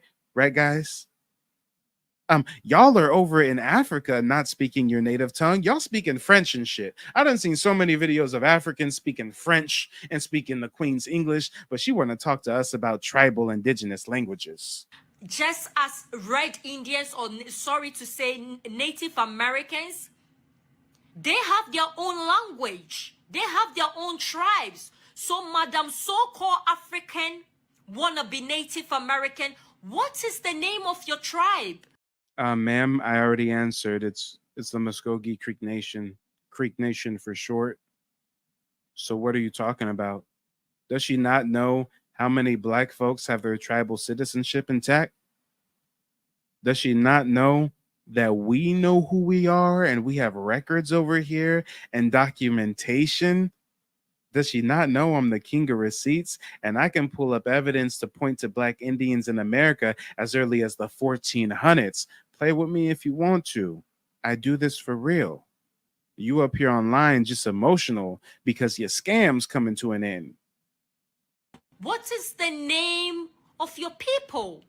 You coming up with some fake identity that is going to cause some crisis to our African identity. So please stop it. Stop with the fake history. I told you guys, I warned you. She's upset. She's emotional because she thinks us delineating is causing a crisis to her African identity. Because again, the only thing they've ever had going for themselves is their alleged kinship to us. We know you're down bad. The more and more Black Americans do their genealogy and get in touch with their American Indian roots and further delineate from African migrants, the more you guys have to hold your own nuts. And if there's one thing you guys are incapable of doing, it's standing on your own 2 feet, picking yourself up by your bootstraps and holding on to your own nuts. Creating. Please. It's serious, guys. You are really doing something that is wrong and is illegal. The fuck are you talking about? Okay, I'm just a little bit confused. I need somebody in the comment section, whoever is watching this video, to help me out. So during the first part, she was going off on the fact that, oh, Black Americans, you don't know really who you are. You think that you're Caucasian. You think that you're Native American. You're believing this false history. You're making up this false history. You don't really know who it is that you are. But since you want to say that you are Native American, then what is your tribe? Everybody that lives in a place that is indigenous, they have a tribe and they know their tribe. What is the name of your tribe? And then on top of knowing that tribe, what is the language of which that tribe speaks? Why are you not speaking that language? You got it. And we move then to, again, stating that, hey, Black Americans, you don't know who it is that you actually are. So we have somebody else from a whole nother place trying to tell Black Americans who it is that they are. Even if we just so happen to do the research, we do the blood work, we trace our roots back on this land 1, 2, 3, 4, whatever amount of years. And I'm talking about hundreds. We trace those back. And we learn that we are a part of an indigenous tribe here. We learn about the language of which was spoken. Now, again, we don't have schools directly set up in everyday America to go learn these languages. If you want to learn these native languages, you have to more than likely go to a reservation where they still keep up with these languages every single day. Exactly. And I can tell you, as a card-carrying American Indian, that only 5% of Native Americans speak their indigenous language. So when she's running around here talking about the red natives speak their language, but you don't speak your language, no, ma'am. Only 5% of American Indians speak their ancestral tongue. Most speak English and have adopted English surnames as well. That's what happens when you get colonized. Same thing going on over there in Africa, right? With the writings every single day. So again, for her to try to state this shows that she lacks any form of knowledge on anything that is going on here, and she is just mouthing off and just saying whatever it is that she feels that she wants to say. But again, I find it quite odd and I find it quite funny that no matter whatever research Black people here in America will do to find out who it is that they are, where it is that they belong, everybody all over the world will tell Black Americans who it is that they are. Nobody finds that strange. Come on, everybody has a vested interest either cosplaying our culture, grifting our culture, or trying to tell us what to identify as. Why? Because the biggest scam running for hundreds of years now is convincing us that we don't come from this land. Guys, if you're new to this broadcast, if you're new to my content, subscribe, hit the like button, hit the Cash App or the PayPal if you support the mission. But I have a nickname, and it is the King of Receipts. And I have that nickname because I don't just get up here and talk. I show evidence. So why don't I bring up some evidence as to how our ancestors were speaking about Africa? You know, we had successful Black-owned cities and newspapers and lawyers and doctors and everything. And guess what? In our newspapers, we wrote about Africa. In the 1800s, early 1900s, our ancestors were very, very vocal about Africa and all these schemes to get us to quote unquote go back to Africa. And let's do a little bit of reading, shall we? Because at the end of the day, although these Africans may not realize it, reading is also fundamental. Butterfly in the sky, I can go twice as high. Take a look, it's in a book, a reading rainbow. I can go anywhere. Let's go, y'all. Let's go. Let's take a little look. This right here is a newspaper clipping from Kansas City, Missouri. It says, disenfranchise the Negro and send him back to Africa? Absurd. Impossible. More than $1 billion worth of United States real estate, which he owns in his own name in the United States, is not easily to be taken from him. Besides, the Negro is not an African. He is an American. African is a misnomer. Why try to send him to a country which is not his own? Now y'all see why they call me the king of receipts, right? Let's talk about it. Frederick Douglass, in his newspaper, wrote January 22nd, 1852, about Abraham Lincoln's colonization schemes. He had deportation and colonization schemes. He wanted to emancipate us and then deport us. And this is what Frederick Douglass wrote about. The colonization scheme. There is no sentiment more universally entertained, nor more firmly held by the free colored people of the United States than that this is their own, their native land. And that here, for good or for evil, their destiny is to be wrought out. Identified with the entire history of the American people, going back more than 200 years, this sentiment is natural and praiseworthy. There is not now, there never has been, and we think there never will be any general desire on the part of our people to immigrate from this land to any other, and least of all, to the wilds of Africa. Yeah, our ancestors weren't just standing on business, they were standing on lineage. But let the African woman tell us, we gotta be African. We gotta identify as African. We gotta call ourselves African American. No, me no African, mommy. Nobody finds that strange. So at first, when we said that we were African American, then we had some people over there saying, no, you're not African Americans. So then once we're like, okay, whatever, we're just going to start from square one. So let's just start doing some blood work, some research, and finding out where it is that we came from. And a lot of us can trace our roots, again, back here. So then we have people in America telling us, oh, no, you're not Native American. It's possible for you to be Native American. The actual natives were the Mexicans and the Indians that were here because they originally had the land. Then you have white people. No, you can't be Native Americans. I know that I'm basically 60% Cherokee or Chickasaw and all this other type of stuff. I got my ticket from the $5 rolls, of which my great-great-grandpappy sat up there and paid for, even though we originally, too, are also immigrants. But it doesn't matter because I have more proof that I'm Native American than you. What do you actually have? So we have people out there in Latin America telling us that we're not Native American. We got white people who have fake Native American ancestry telling us that we're not Native American. Then we got people over there in Africa telling us that we're not Native American. This is looking a little bit weird here, guys. Like I said before, whenever it gets to a point where you got a multitude of people telling you that you are not something, something is up. Do the knowledge, nigga. Deny Africa all you want. You are Africans. That is how you got to America.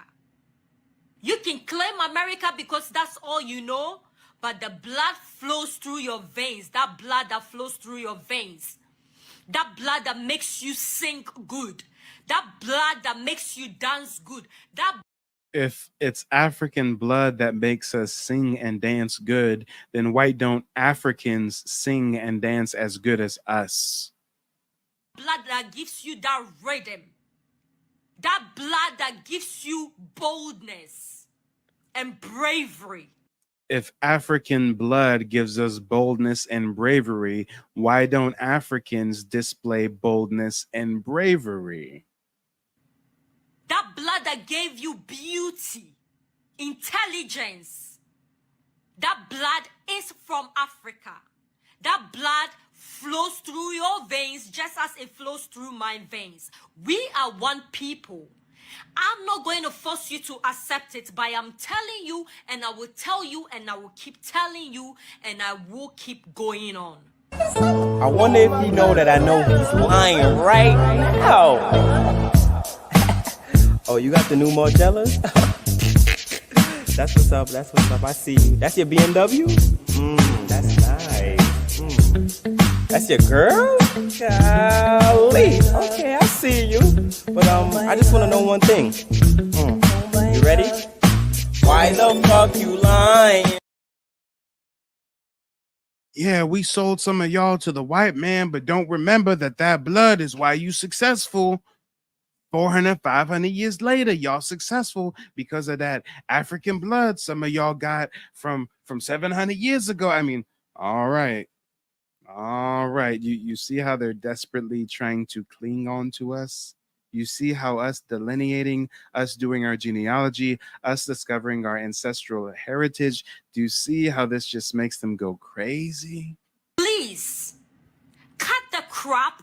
And if you are feeling some kind of broken about history and some kind of anger towards African people, it is not our fault. We are. Oh, it's not your fault that you chose to enslave your fellow Africans and sell them to foreigners for muskets and beer and gunpowder and trinkets. Oh, it's not your fault. Oh, wait. The white man forced you to capture Africans and sell them to the. Oh, that's what it is. The white man made them enslave one another and sell them for. Oh, I got it. We are not the enemy here, guys. We are not the enemies. You went through hell. Stop lying about history. Stop the false claims, please. Have some dignity and respect for African people, black people all over the world. If you don't want to. But the funny thing is, they don't call themselves black people, and they don't even identify as African. Africans don't call themselves Africans. Africans do not go anywhere in the world and say, "Hi, I'm African." They say, "I'm Somali, I'm Sudanese, I'm Congolese, I'm from Lithuania, I'm from Ethiopia." They don't even identify colloquially as Africans. So why are they trying to get us to? When we ain't never even been to Africa, our parents ain't from, grandparents ain't from, your great.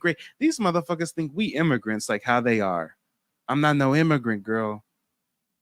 Be one of us and you think that you are Caucasian or something. We know our people. You can bleach, you can change your nose, you can change your eyes, you can do whatever to be Caucasian. We know you. We know our people. Some of you lot, you have never even been to the motherland.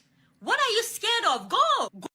Go. Maybe we don't like going to impoverished third world countries that have armed conflicts popping off and genocide and mutilation and rape and child trafficking and everything in between. Maybe we don't want to visit Africa for the same reason you guys are fleeing Africa. Or maybe we don't want to visit Africa the same way some of us don't want to visit Thailand. Or some of us don't want to visit Ireland. Or some of us don't want to visit Paris. Some of us don't want to go to Iran. Some of us are cool if we never go to Portugal because that's not where we're from. And we're fine where we're from. Go and see. You know why you don't want to go? Because you don't want to face the truth. Because you know when you get to the motherland, you'll be ashamed of yourself. Because you faking history. Fake identity you are creating on yourself. You claim not to be African. And that is why you cannot put your foot on the motherland because you know who you are. But for some reason, you deny it. But let me tell you, I'm not your enemy. Oh, she's right, guys. Guys, she's getting through to me. I'm having a breakthrough. I'm starting to reflect on the choices that I have made. She's right. You know what, guys? Mike has never been to Africa. Never. And if I think about it,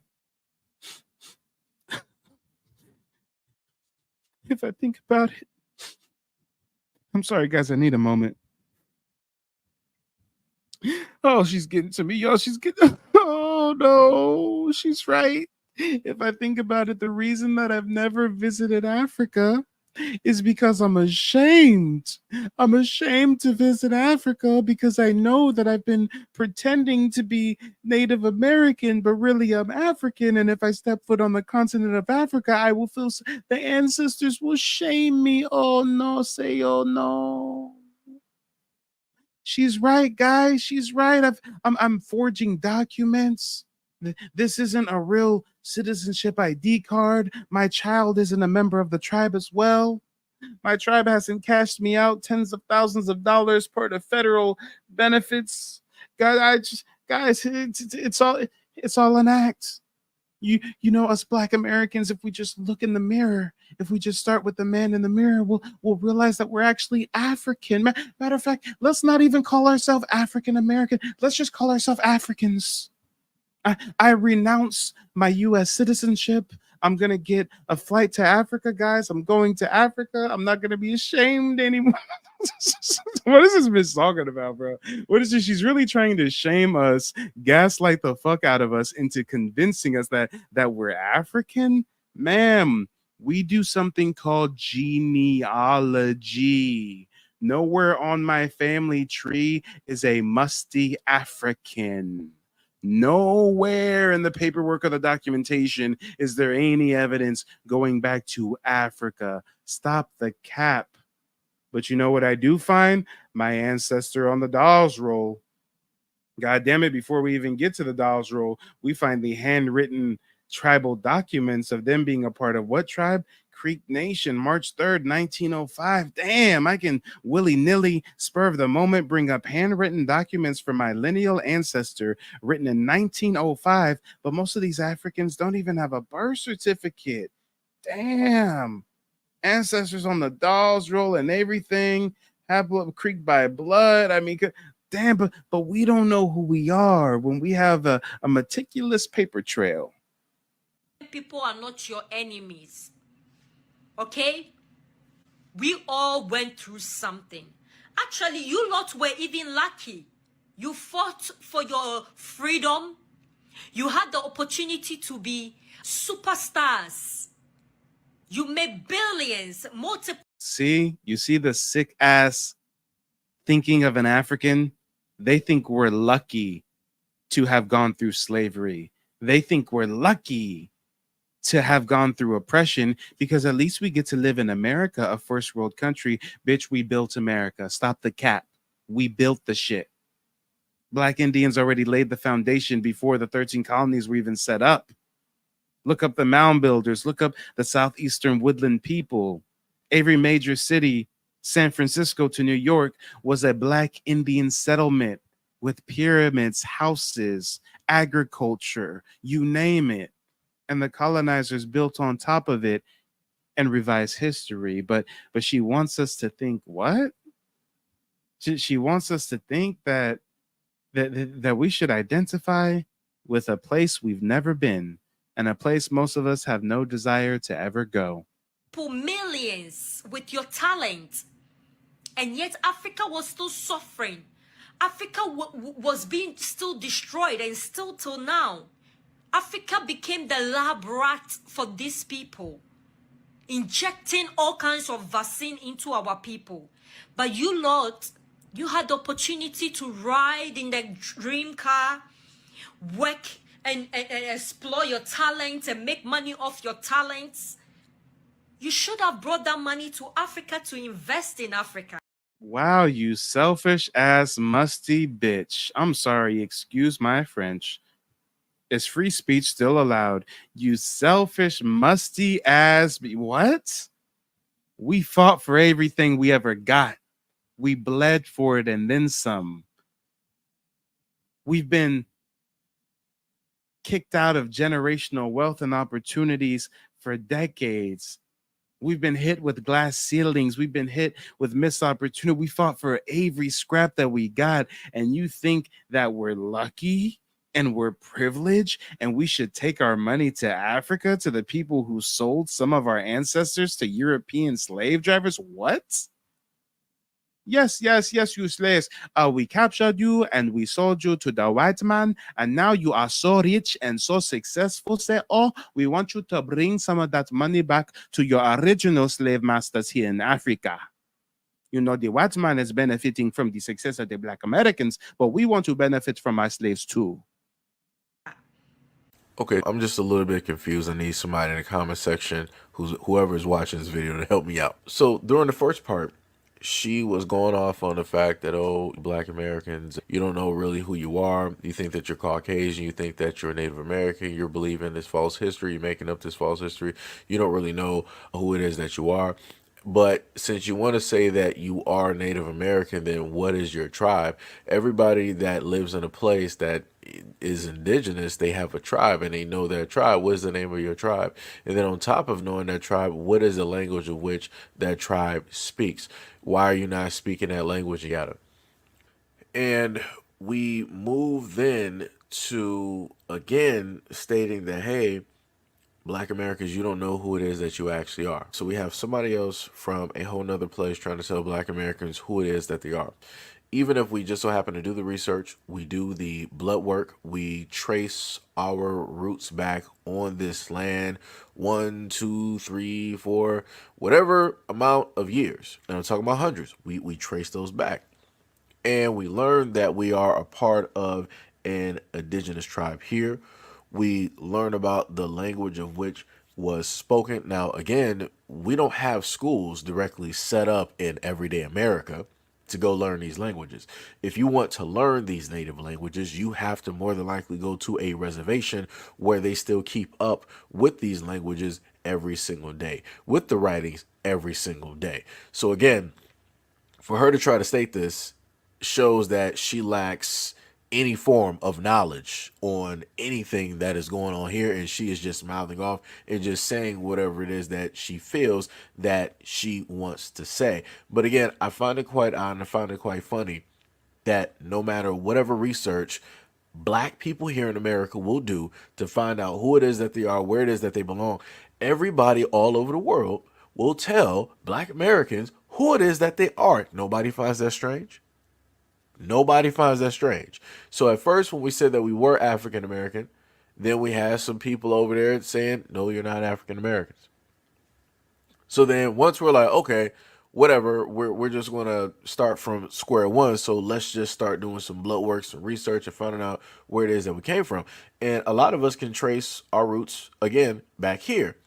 So then we have people in America telling us, oh no, you're not Native American. It's possible for you to be Native American. The actual natives were the Mexicans and the Indians that were here because they originally had the land. Then you have white people. No, you can't be Native Americans. I know that I'm basically 60% Cherokee or Chickasaw and all this other type of stuff. I got my ticket from the $5 rolls, of which my great-great-grandpappy sat up there and paid for, even though we originally too are also immigrants. But it doesn't matter because I have more proof that I'm Native American than you. What do you actually have? So we have people out there in Latin America telling us that we're not Native American.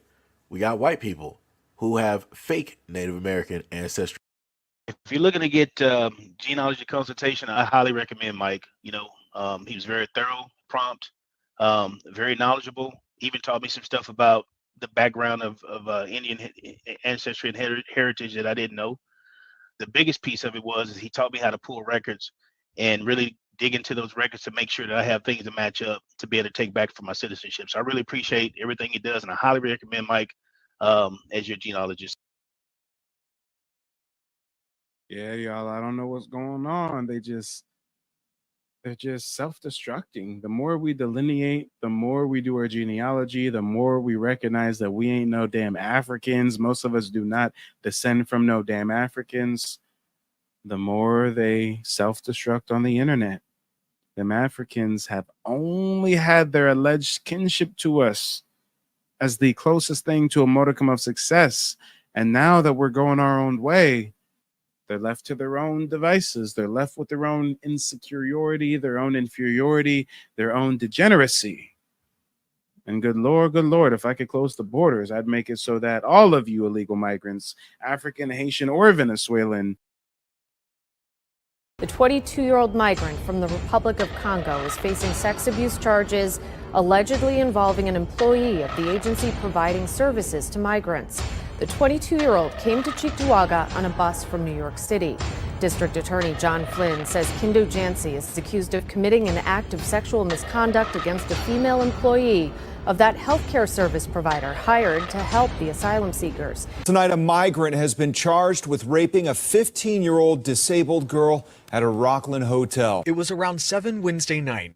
Police records show a front desk worker called 911, reporting a 15-year-old disabled girl had been sexually assaulted. Room 115. Meet the police. EMS response. Police say they met the teenager in the lobby. Using multiple translators, she told authorities a man in the hotel brought her to his room to help her with an app on her tablet. Once there, he began having sex with her, the girl explained.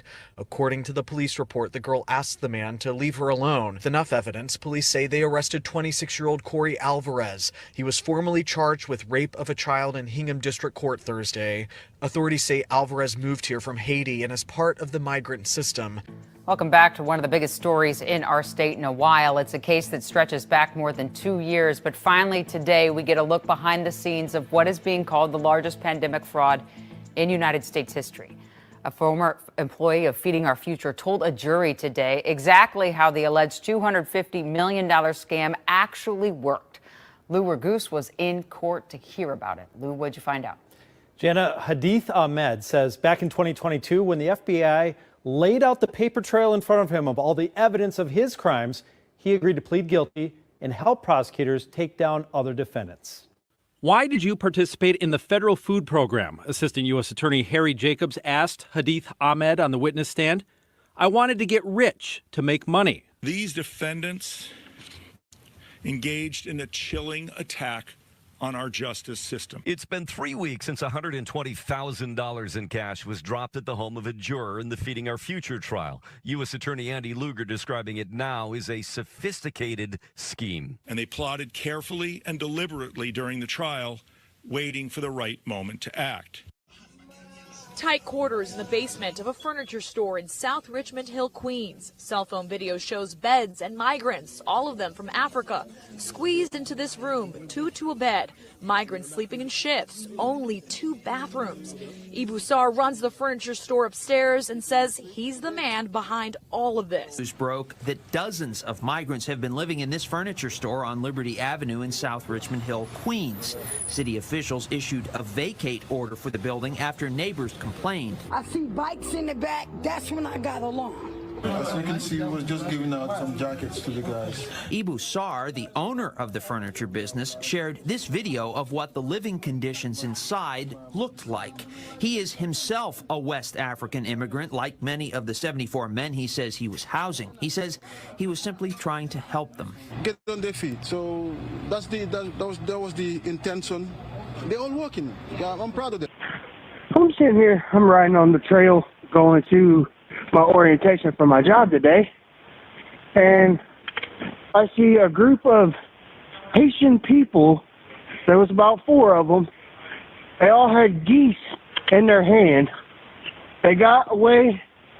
I couldn't make out the first 3 of the license plate, but I got the numbers. They're in the park grabbing up ducks by their neck and cutting their head off and walking off with them and eating them.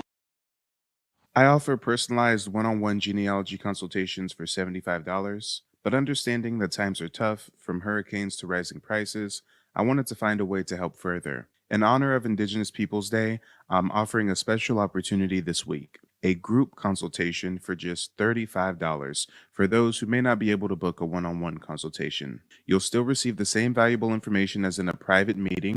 The only difference is that you'll be learning and asking questions in a group setting with fellow participants on a virtual call. To schedule a $35 group consultation, please email mike@keymediapro.com and include group consultation in the subject line. Looking forward to connecting with you. What is the lesson? What is this telling us? Well, there are several things that are significant about it. Of course, one of them is the way that colonialism tries to develop all kinds of elaborate classification terms for different kinds of people. But that's another subject.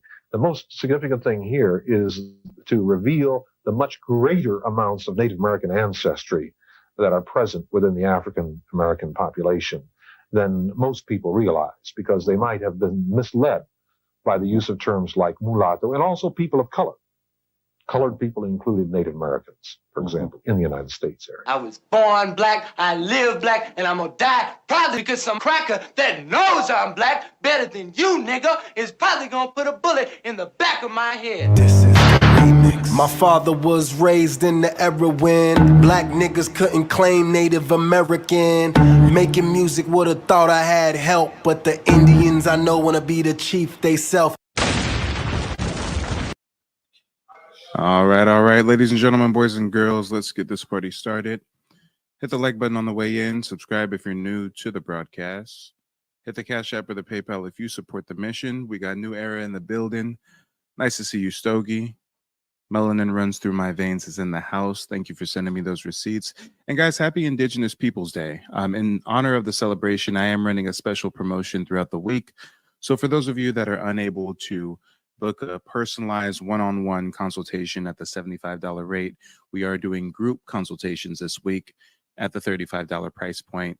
You're still going to get the access to the same great information. The only difference is it's in a group setting, so, you know, no personalized approach. But either way, go ahead and send me an email at mike@keymediapro.com if you want to take advantage of the promotion.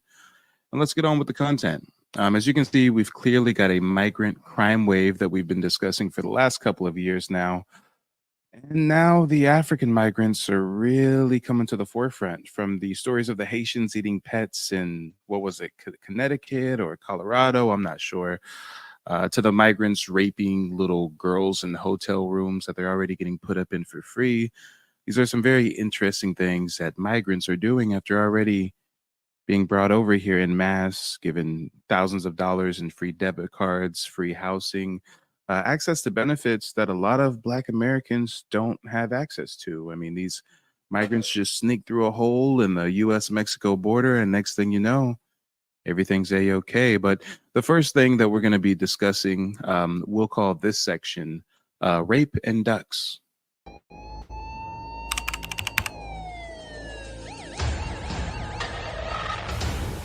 The 22-year-old migrant from the Republic of Congo is facing sex abuse charges allegedly involving an employee of the agency providing services to migrants.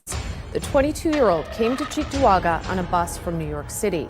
District Attorney John Flynn says Kindo Jancy is accused of committing an act of sexual misconduct against a female employee of that healthcare service provider hired to help the asylum seekers. Damn, guys, imagine that. Picture this. You escape some war-torn village in the Congo. You make it all the way from South America to the US of A. You seek asylum. You get put up in a hotel for free. And what do? Do you A, get a job, try to get your papers, build up a good life in the promised land? Or B, do you try to sexually assault a hotel worker that's assisting you? Hey, if you're an African, you're probably going to go with option B. But before we proceed, we got a Cash App that just came through from Kinsey. Thank you, as always, for supporting the broadcast and sliding something in the brown paper bag. Brown paper bag. Brown paper bag.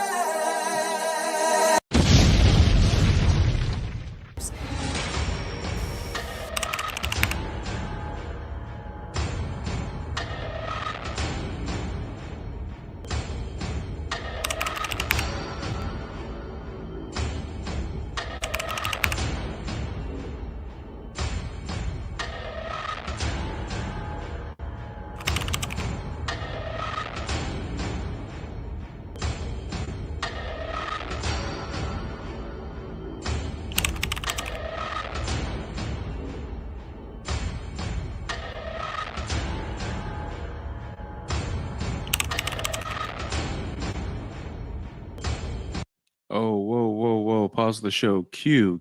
We've got to set the record straight, darling. Mike TV hates no one, especially not Africans, nor any protected class of group, whether religious, sexual orientation, gender identity, immigration status.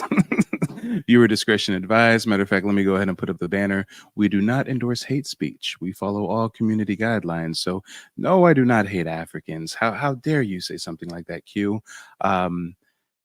Let's try to dress this up. I dislike criminal African migrants. There we go, guys. There we go. Who likes a criminal? No one.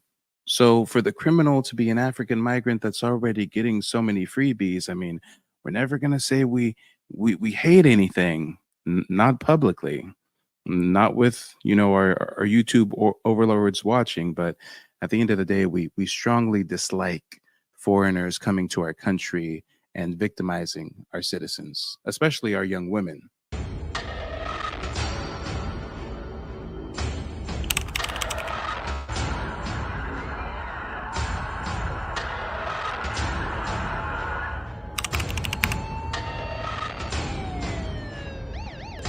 Oh, and guys, bear with me. This section is called Rape and Ducks. Right now, we're covering the sexual assault. We're going to get to the ducks in a moment. I promise. I know you guys were like, ducks, how do wildlife fit into this? Hey, we are talking about Africans after all.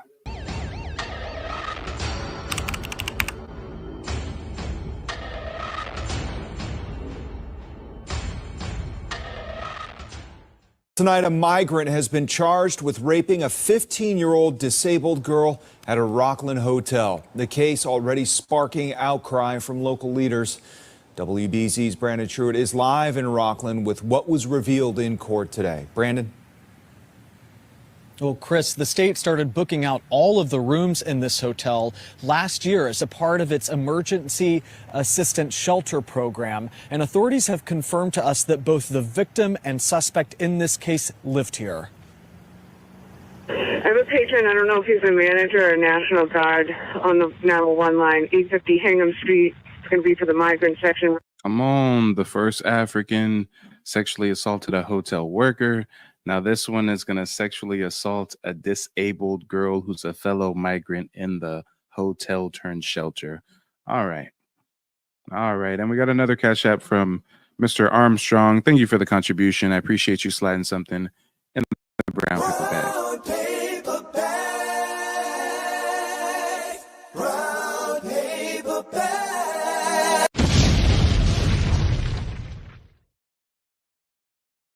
Police records show a front desk worker called 911 reporting a 15-year-old disabled girl had been sexually assaulted. Room 115. Meet the police. EMS response. Police say they met the teenager in the lobby.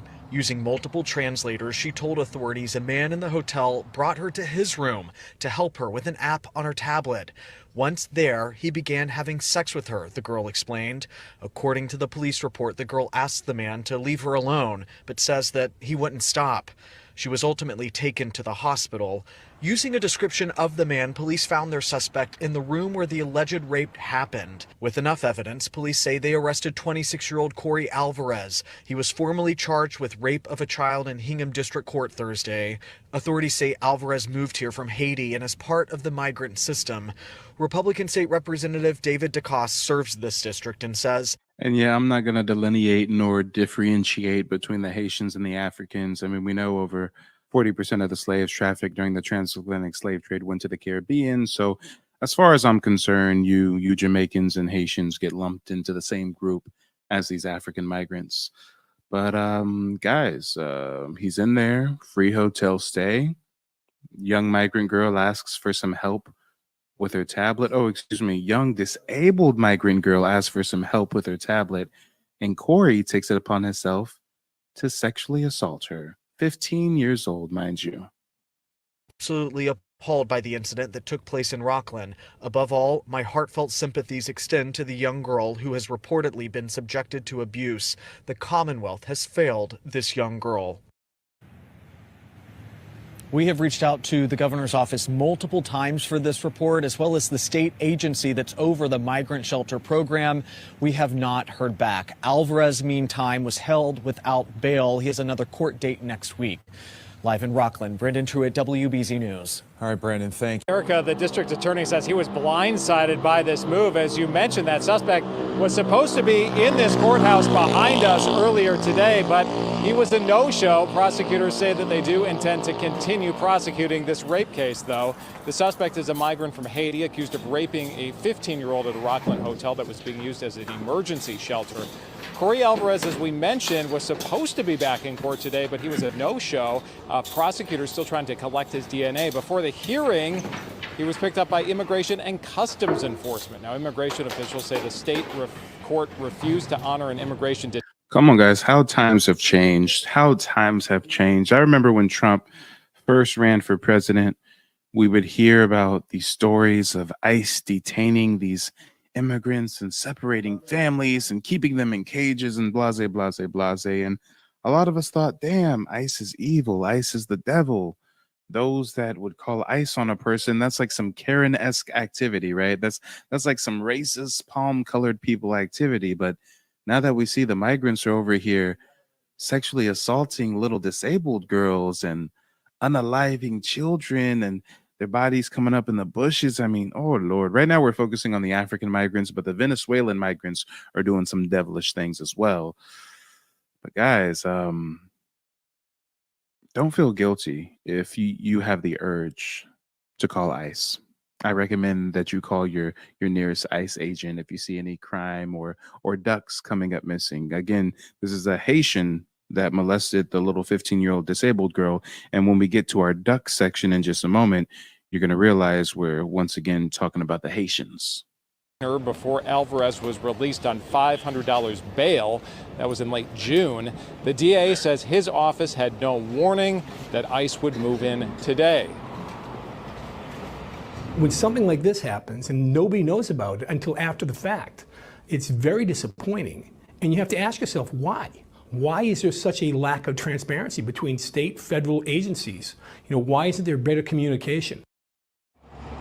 The director of enforcement and removal operations in Boston says in a statement, we cannot allow any significant non-citizen threat to the children of our communities to potentially reoffend.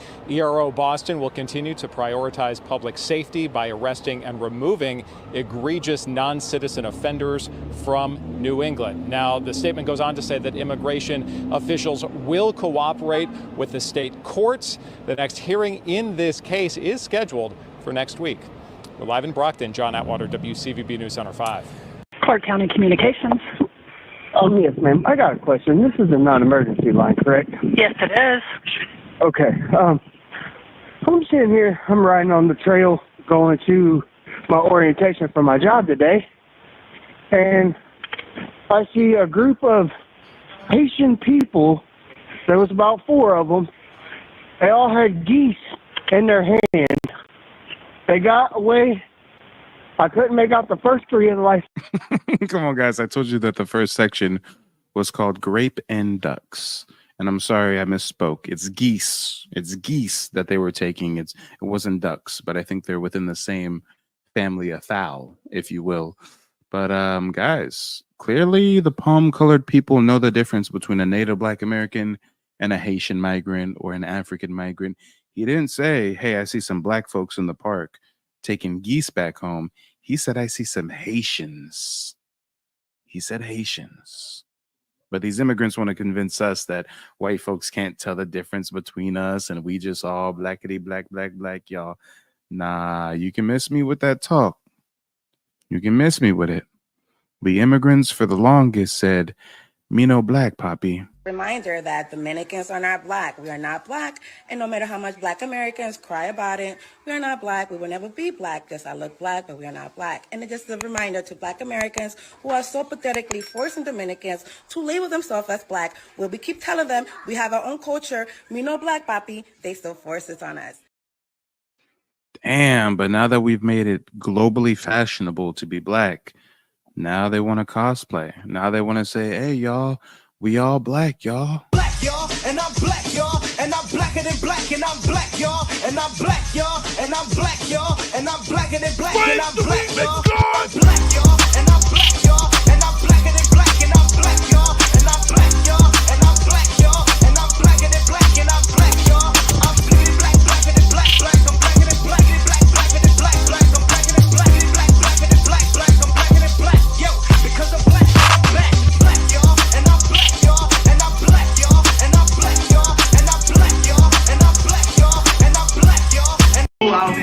I pay for therapy because my thoughts tear me. They keep on dragging me. I pay for tips, they scatter me. I cannot barely sleep, but even I cannot hold on. Without you inside of me, I never knew this pain. Took me was a love away from me. I wanna see cats bad, why can't someone call me? I gotta shoot out all my yes, ma'am. I got a question. This is a non-emergency line, correct? Yes, it is. Okay. I'm sitting here. I'm riding on the trail going to my orientation for my job today, and I see a group of Haitian people. There was about 4 of them. They all.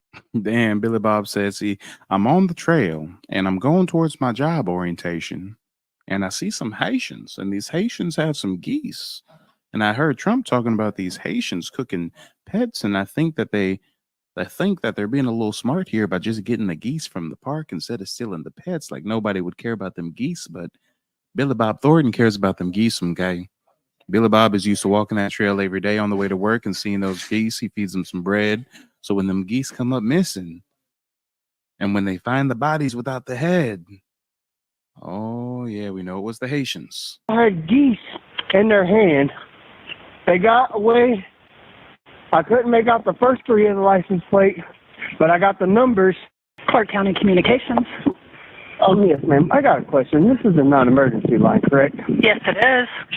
Okay. I'm sitting here. I'm riding on the trail going to my orientation for my job today, and I see a group of Haitian people. There was about 4 of them. They all had geese in their hand. They got away. I couldn't make out the first 3 of the license plate, but I got the numbers.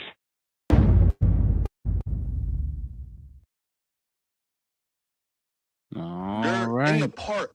All right, guys. All right. Let's get into it. Let's hear from a brother. The brother's going to keep a real watch. He's going to keep it real raw. Watch this. They're in the park grabbing up ducks by their neck and cutting their head off and walking off with them and eating them. Come on, y'all. Come on.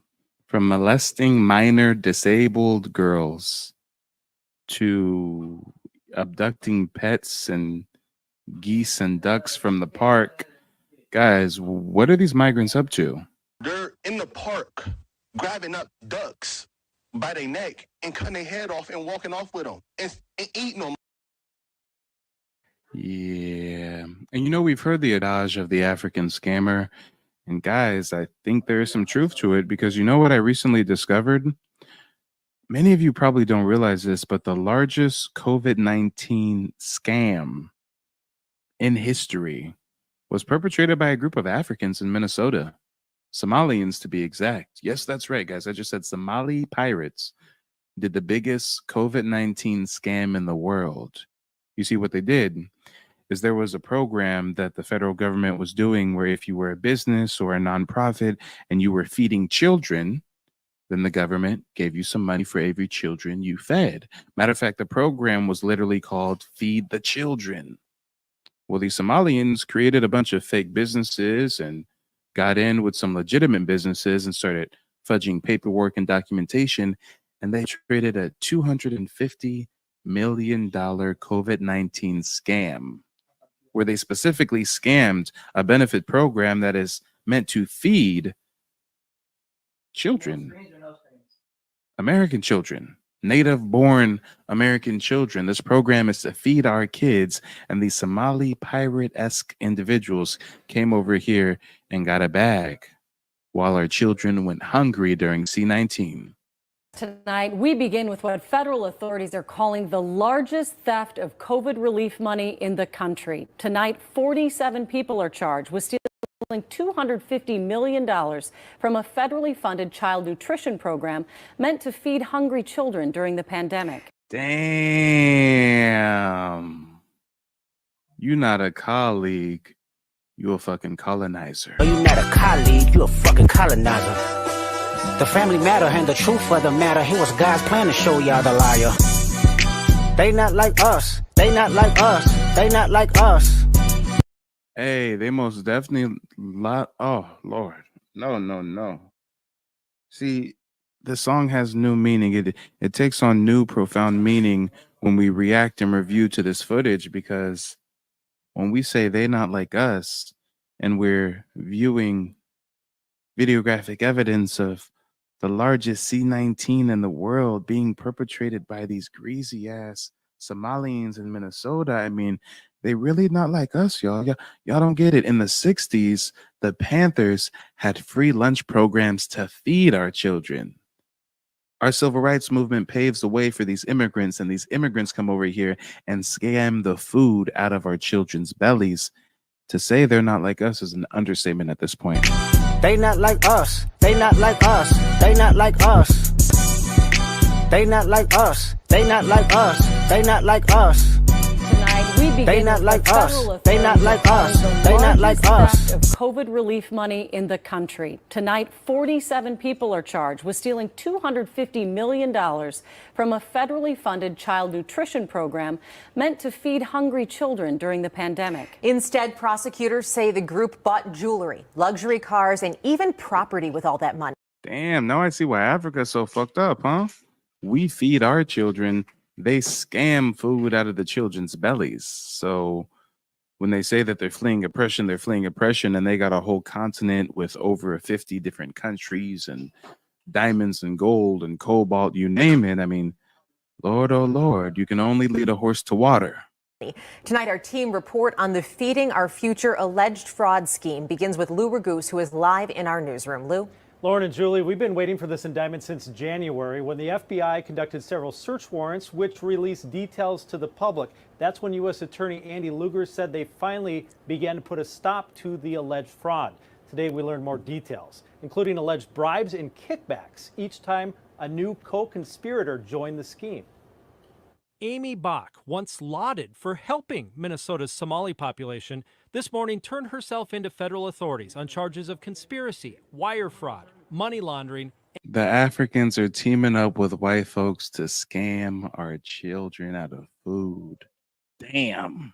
And taking bribes. The scheme that began with a simple idea in March of 2020 grew to become the largest pandemic fraud in the United States. U.S. Attorney Andy Lugar laid out in detail what is now known as the Feeding Our Future fraud. Feeding Our Future is at the core of this fraud. Bach and her organization Feeding Our Future are accused of taking advantage of an influx of federal money at the beginning of the pandemic aimed at providing free meals to children in need. According to the indictment, they helped others set up fake companies to claim to feed meals to children that didn't exist. Some actual restaurants, like Safari in Minneapolis, are accused of doing the same, accepting the federal money and giving kickbacks to Feeding Our Future. More than 125 million fake meals are at issue in this case. And what happened to that money? The indictment says it was spent on homes like this one in Plymouth, as well as vacations, cars, and jewelry. Damn, but I say, I thought they said they come over here and they're doctors and they're lawyers and they excel and get advanced degrees, and we're the lazy degenerate Akata Yankees, right? But really, they come over here, try to hit the, not, well, should I say try? I mean, they got away with it for a couple of years. Now, we'll say try because they still got caught with their dumbasses, but they come over here and try to hit the biggest lick imaginable. Come on. Who would have thought that the biggest COVID-19 scam out of all the scams that was going on, the PPP loans and everything, out of all the C-19 scams, the Africans took the cake by scamming our children out of meals. It became the ultimate get-rich-quick scheme as the defendants capitalized on the pandemic and grew this operation within months. Now, most of the suspects are being released on their pending charges instead of being held in jail, and that includes Amy Bach. She pleaded not guilty this afternoon to all. Hey, listen to what he just said. Most of the defendants were being released on bail pending trial. They're going to regret releasing them. Watch what these Somali pirate-ass motherfuckers do when they get released on bail. Watch this. Charges. And I had an interesting talk afterwards with her lawyer. He told me that they don't see any evidence that she did anything wrong, but then he added that if the government does show them evidence that Bach is culpable, they would take responsibility. Chris, we'll toss it to you. Okay, not sure what that means, but we got a lot of reaction from elected officials on this story, some pushing blame, some taking credit, some just calling out the alleged fraud. Here's what Attorney General Keith Ellison had to say as he is still in the middle of a civil investigation into Feeding Our Future. He says, I applaud the federal government for bringing criminal charges against Feeding Our Future for fraud because it involves federal money. The scope of the alleged fraud is immoral. As AG, I'm also continuing to use the power of my office to hold them accountable on the civil side. Again, prosecutors saying this is just the first round of indictments, indicating that there could be more, not to mention possible charges if these nonprofits broke any laws in Minnesota. Back to you guys. Yeah, hard to fathom. Thank you, Chris. Welcome back to one of the biggest stories in our state in a while. It's a case that stretches back more than 2 years, but finally today we get a look behind the scenes of what is being called the largest pandemic fraud in United States history. A former employee of Feeding Our Future told a jury today exactly how the alleged $250 million scam actually worked. Lou Ragoose was in court to hear about it. Lou. Hey, mans ain't built like Lil Woody. Mans is up there snitching to the feds. He did not say, I don't recall, not once. What'd you find out? Jana, Hadith Ahmed says back in 2022, when the FBI laid out the paper trail in front of him of all the evidence of his crimes, he agreed to plead guilty and help prosecutors take down other defendants. Why did you participate in the federal food program? Assistant U.S. Attorney Harry Jacobs asked Hadith Ahmed on the witness stand. I wanted to get rich to make money, Ahmed answered very early in his testimony, establishing clearly that the Feeding Our Future employee was taking part in a scam that he claims involved many, many others. Ahmed was the first defendant to plead guilty in the $250 million Feeding Our Future meal fraud case back in October 2022. Now he's the star witness for federal prosecutors as he agreed to explain how the fraud was carried out and the connections he allegedly had to the 7 defendants currently on trial. Ahmed testified that he created a fake company called Southwest Metro Youth in Eden Prairie to run phony meal sites. At the same time, he worked for Feeding Our Future, the nonprofit that was supposed to provide oversight. Here's a $300,000 check he received, part of the $1 million he admits stealing by pretending to serve meals. Quote, the benefit is I was paid by Feeding Our Future and also getting money from Southwest Metro Youth. No site supervisor would go to Southwest because I was the right hand to Amy Bach. Although she's not on trial yet, a lot of Ahmed's testimony centered on Amy Bach, the former executive director of Feeding Our Future. Ahmed testified that he and Bach discussed the obviously fake names of children other sites claim to be feeding, and that he and Bach decided to look the other way because more meal sites equal. Damn, the white lady teamed up with the Somalians to scam the children. Say it ain't so. More money for them. He described Feeding Our Future as a bank where the scammers could withdraw money, and those who provided kickbacks would receive VIP treatment, including several of the defendants on trial, like the owners of Empire Cuisine in Shakopee.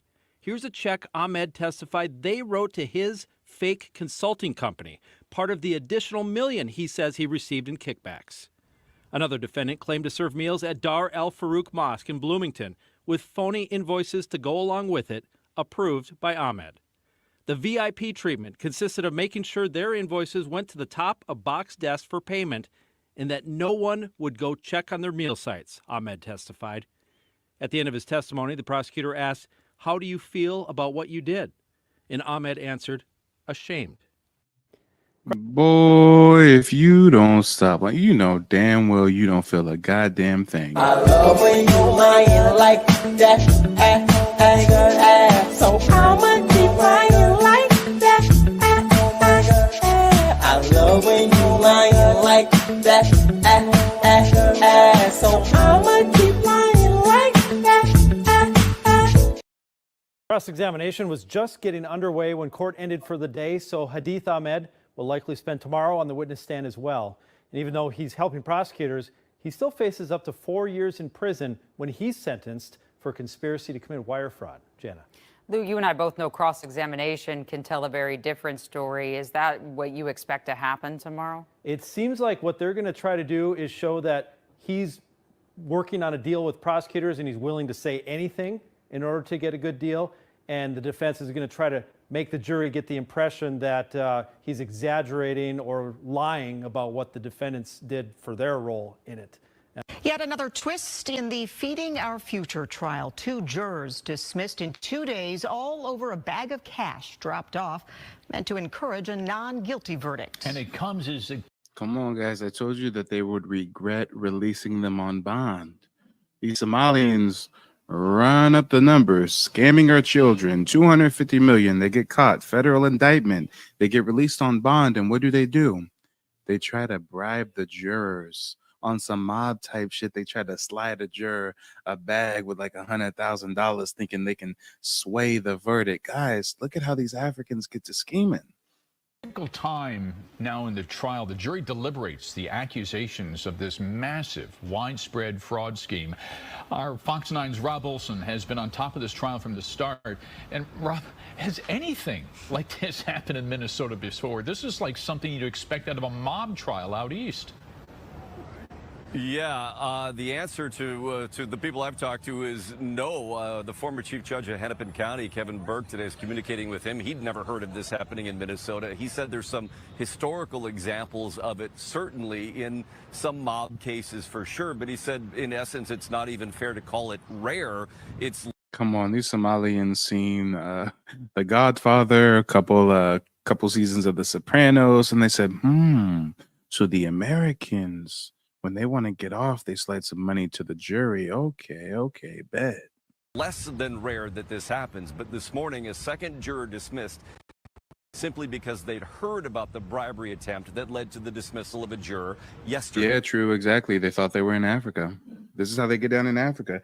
I've talked to many Black Americans who've relocated to Africa, and they say if you even want to get the cops to do their job, you have to pay for a taxi to pick up the cops, bring them to your house, and then you have to bribe them to even investigate. Those bags of cash left for a juror Sunday night, $120,000 in hundreds, 50s, and 20s, are now evidence in a new federal investigation of attempted bribery and jury tampering.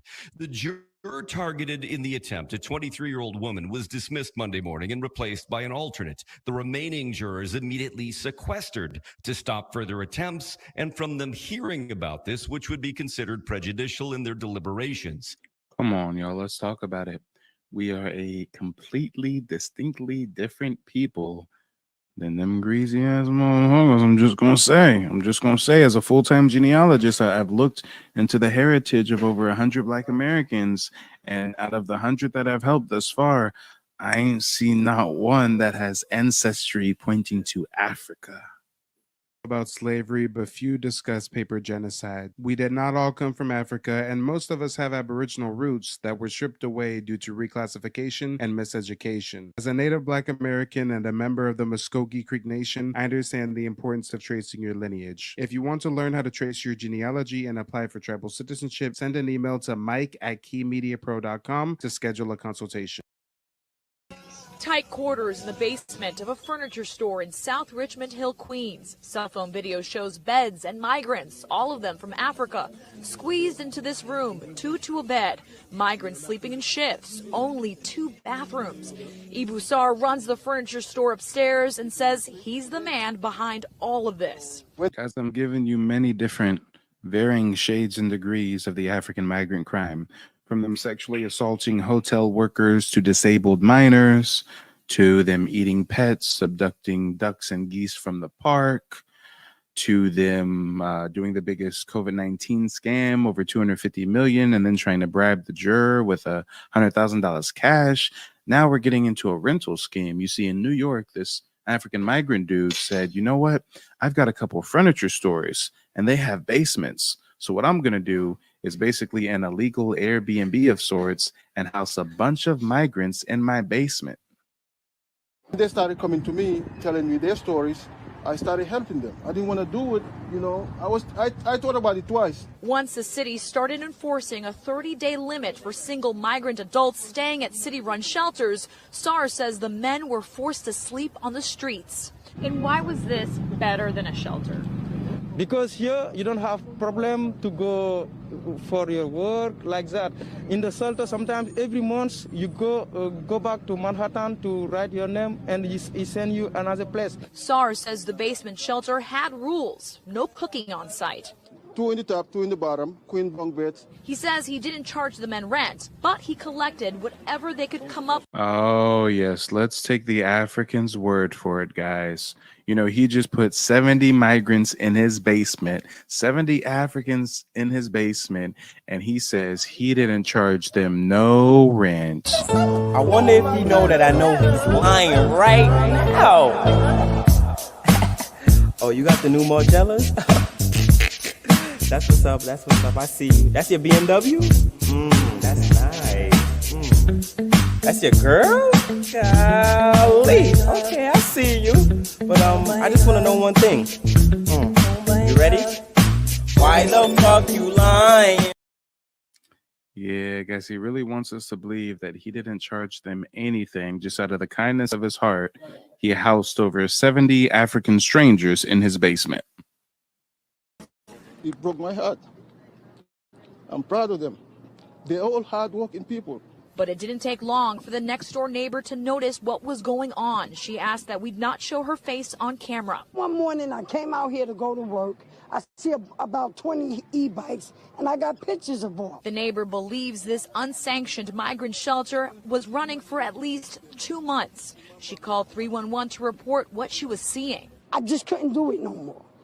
All night long, people running in and out that building, that door slammed. I have not got a wink of sleep. DOB inspectors discovered that migrants were also sleeping in the furniture store. They said the basement had no natural light and no ventilation.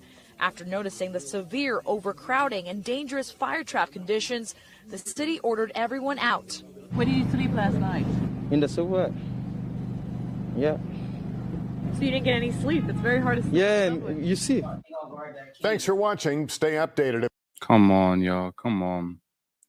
You know what? To get to the facts time and time again, we have to do some reading because reading is oh so fundamental after all.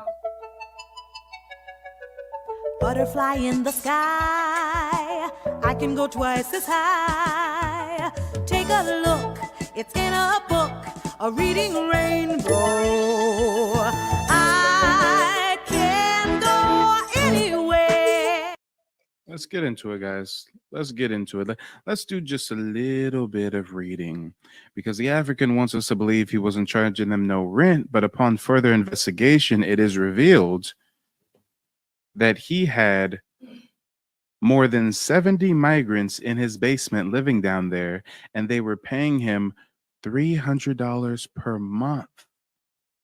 $300 per month, guys. We got to do some math.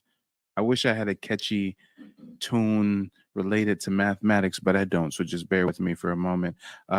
We've got to do a bit of math. Let me break out the handy-dandy calculator. All right, guys, let's get into this. He had 70 migrants, over 70, we'll just say 70, for example's sake. 70 migrants paying $300 per person. That is $21,000 in 1 month. He did this for 2 months. He made over $42,000. But, you know, he's going to cry, and he was just helping the migrants out of the kindness of his heart because they're good people. And guess what, guys? Here's the kicker. He had 2 different furniture stores where he was doing this at. So really, we then got to times this number by 2. So this African migrant furniture owner store on the East Coast, dude, right? This dude who owns a furniture store, African migrant himself, first generation, he's going to get to the bag. $84,000 in 2 months renting an illegal rental in commercial furniture stores. And then when he gets busted, he's going to break out the waterworks and claim he wasn't charging them anything. Why you got to lie? Breaking news and top stories on the NBC News app or follow us. Eyewitness News reporter Sonia Rincon live in Richmond Hill with more. Sonia. Yeah, David, good afternoon. Behind this furniture shop here on Liberty Avenue is a space that was housing dozens of migrants, adult men from West Africa. Africa. The owner of the shop fully admits to doing this. He says to help them out because he felt bad for them. Hey, I'm just gonna keep it a buck. You gotta pay me like $3,000 a month for an African to live with me. You feel me? For an African migrant to stay with me in my basement. Oh yeah. I'm gonna need like $3,000 per month. Go out there and do a lot of Uber Eats deliveries. They would be kicked out of shelters after 30 days. He says he wasn't charging them rent, just trying to be helpful. He also As a native Black American and a proud member of the Muscogee Creek Nation, I understand the importance of tracing your lineage. Help me help you discover your roots with a personalized genealogy consultation. Paper trail genealogy matters. DNA tests can't prove ethnicity or tribal affiliation. You must search through paper records to dive deep into your family heritage. During the meeting, I will teach you how to navigate the genealogy process with ease. You'll learn how to link tribal affiliation with your ancestors, and I'll show you the step-by-step process I went through to gaining tribal citizenship. Take the first step to unlocking your past. To book a consultation, send an email to mike@keymediapro.com. That's you! Look at you! Bitch, you like a lad! You like you about to fly away on carpet, bitch! You prostitute! No, don't get out! They'll come get your ass out of here! Stay in here! Stay in here! Stay where we stay in here! Stay right here! We stay right here! We are right here! Prostitute! Okay?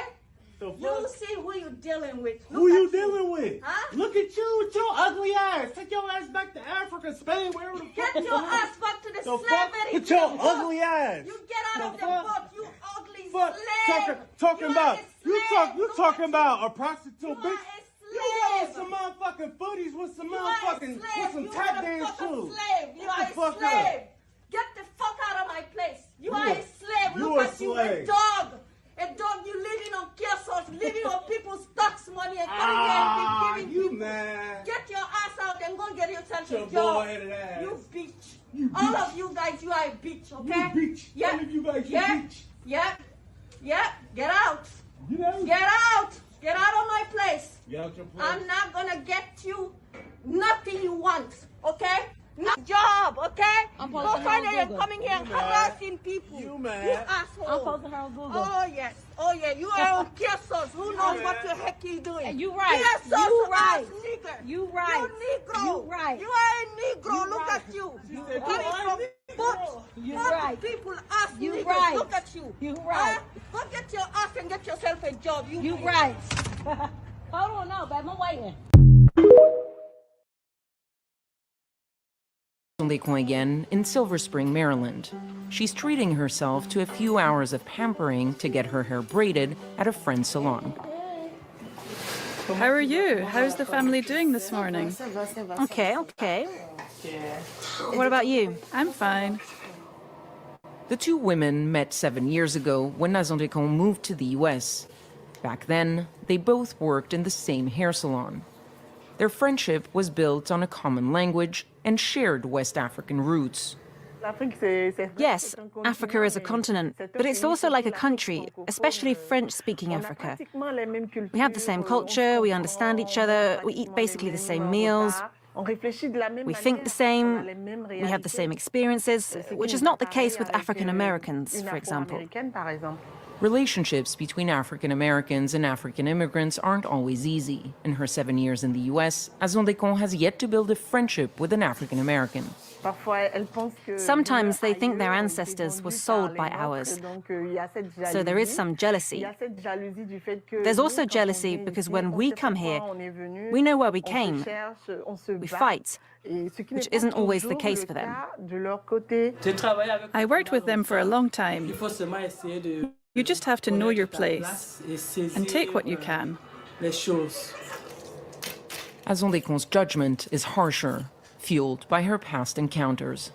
They might come up to you, and then the next day, they're a different person. For them, friendship is superficial, whereas for me as an African, friendship is sacred. Hold on, wait a minute. Foul on the play, foul on the play, foul on the play. I know this inbred, backwards, bald head, bush baby, babbling bitch ain't in the salon getting a wig sewn in to cosplay as one of our FBA sisters while she's talking with a pompous ass attitude in fucking French. because this African got colonized like a motherfucker. We got Africans talking shit about us in French, y'all. Pigs must be flying. Even though I want to disagree with you, I get where you're coming from. When I see black people talking about racism, all that stuff, I'm like, what is wrong with these people? You guys have food, you have EBT, all this thing, and you're here shouting about somebody is racist too. Just leave that person and move on. I feel that way. Like, why are they always like complaining? But when Black Lives Matters started happening, like, I sat down, I said, I need to actually know why these people are pained. And if we look at the history, what they've done to them, like if you actually sit down, watch some documentaries, how they were maltreated, I don't think if I'm actually born, I will forgive those people. I don't care.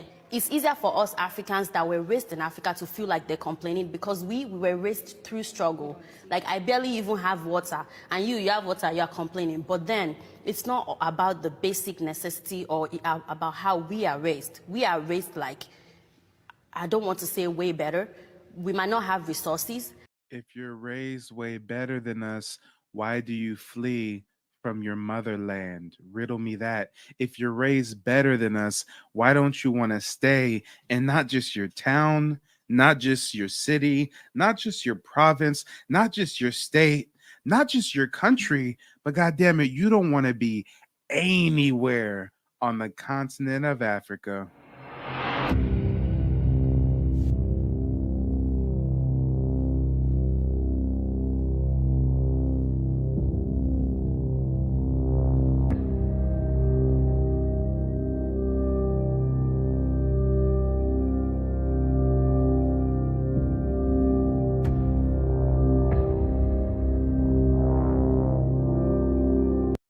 Come on, guys, let's talk about it. Riddle me that. They don't even want to be on their continent, let alone their country, let alone their city. It's just so sad. It's just so sickening. And then they flee to the white European nation that just colonized them a few short years ago. I mean, guys, how many times larger is Africa from the United States? Let's say, just for example's sake, Africa is 10 times bigger than the USA. Imagine we had a landmass that was our own continent with many different Black American countries and just our own kingdom, Wakanda, if you will. And them motherfuckers don't want to live in Wakanda, huh? I guess it's because Wakanda ain't Wakanda after all. I guess it's because y'all were business partners with the Europeans. You sold your own people as slaves to the white man for trinkets, and in return, some say it's a biblical curse. You can speculate whatever you want, but in return, these people turn out to be the degenerates of Earth. Global failures, if you will. Global failures. Some of our ancestors were sold by theirs to the European to come to plantations and live a very harsh lifestyle. And these bush babies are so jealous because those descendants of slaves are now globally revered while they are global failures. And now today we're going to witness a West African immigrant nurse practitioner, inbred, big forehead Somali bitch calling some FBA brothers and sisters, calling some NBA brothers and sisters slaves and bums, and meanwhile she don't want to be in her country, she want to be in ours, huh? Some way, like our own people will not look down on us or put us behind. So it's in their nurture that way. Like, they just can't overlook it. And if you sit down and watch everything that the forefathers have been through for real, I changed my mind. No, they need to be angry. However, they should still move forward. They got white names, you know what I mean? Like, it'll be like something Thompson, you know what I mean? Yeah. You'll never see that in an African person. It'll be like Pascal, it'll be Hamada Gogo, it'll be, you know what I mean? Yeah, Kevin, da-da-da. Yeah. They're all, I remember, like, white people pretty much. Something Williams. Yeah, so... Nigga said they're hard.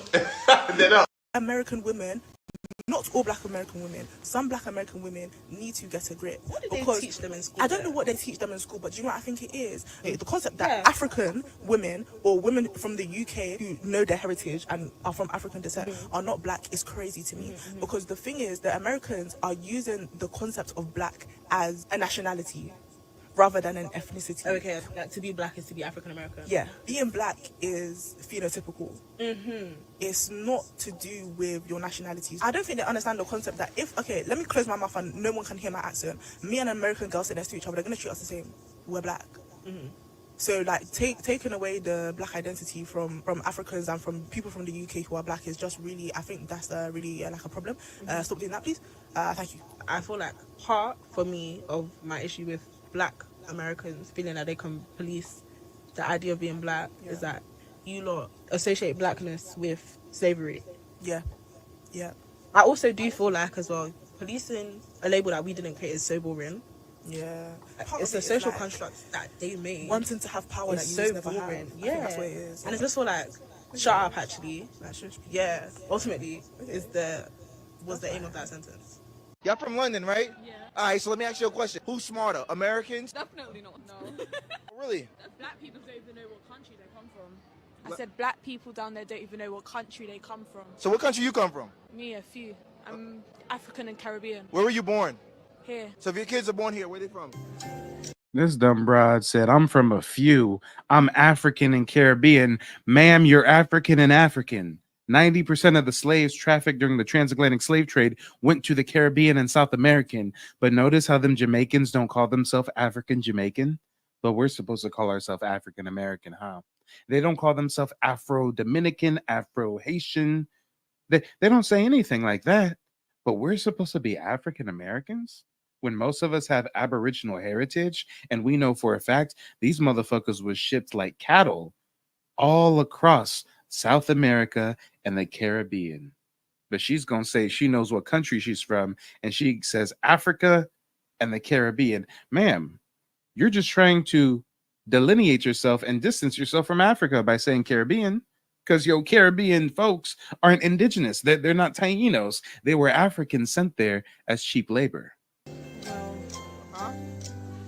From London, but ethnic. Hold on, ethnically don't matter. After four, It does. That's what we mean. Americans, they're born there. but that isn't that ignorant to say it? Our point. Hold on, you're white, girl. Calm down. You still white. It's calm down. Hold on. That's what I'm trying to. So you think that was a choice? Well, if they decided to ask their mum where they're from, My mom was born in America. well, she should at least know. My grandmother was born in America. She should at least know. How? Slavery was a crazy thing. Do you think that was a choice? Of course not. So how can you say that? Like seriously, how can you say that though? Like Yeah, but we know the few countries we're from. At least in America, they don't know anything. They just say. Ma'am, of course you know what countries you recently fled from. We're not immigrants. Guys, did you know that these dumbass bush babies think we're immigrants? Do you know that they don't understand that we can trace our lineage to the Americas going back to the 1700s? And meanwhile, these bush babies don't even have birth certificates. They think we're immigrants like they're immigrants. They're all first generation, second generation, third generation, bush baby, anchor baby. We're here from the jump. We're here laying the foundation. We built the greatest country on earth in more ways than one. And they can't fathom the fact that we have a deep and rich heritage. Meanwhile, they have a whole entire continent that they're fleeing from. From like California or somewhere. But hold on, after 5 or 6 generations and building up America, don't you think we own America? That's our home. Well, Would there be an America if there weren't black people there? I don't think that matters. It does matter because without black people in America, there's no America. I don't know. It's true. Okay, but like, calmly, you know, all Americans are just dumber. How? If I show you a flag right now, you won't be able to tell me what that is. Who cares what flag it is? Fine, you're dumber. You're dumber. How many holes does a straw have? 2. 1. Enough said. Enough said. Huh? They're dumber. Not African Americans. We're Sudanese Americans. Yeah, we are African Americans because Sudan is in Africa, so we're African Americans. I know that. That's a whole separate question. Because Dr. Omar actually we are African created his own by definition. the term, and that's why some Black Americans say they don't want to be called African Americans because they don't feel like they have any ties to Africa. I think reparations should be different for African Americans compared to us because we just got here. No, we don't. They need deserve reparations, but you know most what? of That's a great reparations. I'm gonna tell you this right now. We shouldn't even be in the conversation of reparations. Wow. Wow. Guys, if you're new to the broadcast, smash the like button, subscribe to the channel, share the video, hit the Cash App or the PayPal if you support the mission. You know your boy is demonetized and shadow banned. They don't like the truth around here, but it's up and it's stuck. Notice how that Bush baby tried to act like he was an ally, but he still showed his ass. I'm gonna rewind that, but notice how the Bush baby with the glasses says, listen, guys, on the surface, it sounds like he's saying us Africans should have nothing to do with the African Americans' reparation, but that's not what he says. Words matter. Peep what he says verbatim. Well, watch this. Watch this. They have any ties to Africa. I think reparations should be different for African Americans. I think reparations should be different for African Americans than Africans compared to us because we just got here. Because we just got here. No, we don't. They deserve most of reparations. They deserve most of the reparations. He just said most. This motherfucker just said most. This motherfucker just subconsciously, what do they call that? A Freudian slip? He just subconsciously revealed that he still feels that they are entitled to some of our reparations claim. He says, you know what? I think those Black Americans, yeah, they should get most of it. What the fuck you mean most? We get it all.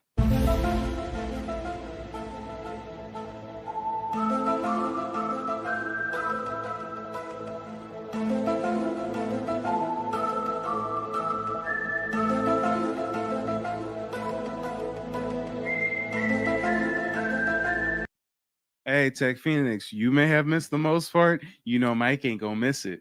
You know, they call me the king of receipts for a reason. I'm gonna live up to the name, darling. I'm gonna live up to the name. He just said most of the reparations. And guys, we're going to get into etymology a lot here today, because even when we get to the footage of this fraudulent ass West African nurse practitioner cosplaying as a doctor, calling Native Black Americans slave niggers with a hard R included. Oh, before we get into that, just know we're going to break down each and everything she says, because some of you guys may have seen the video on TikTok.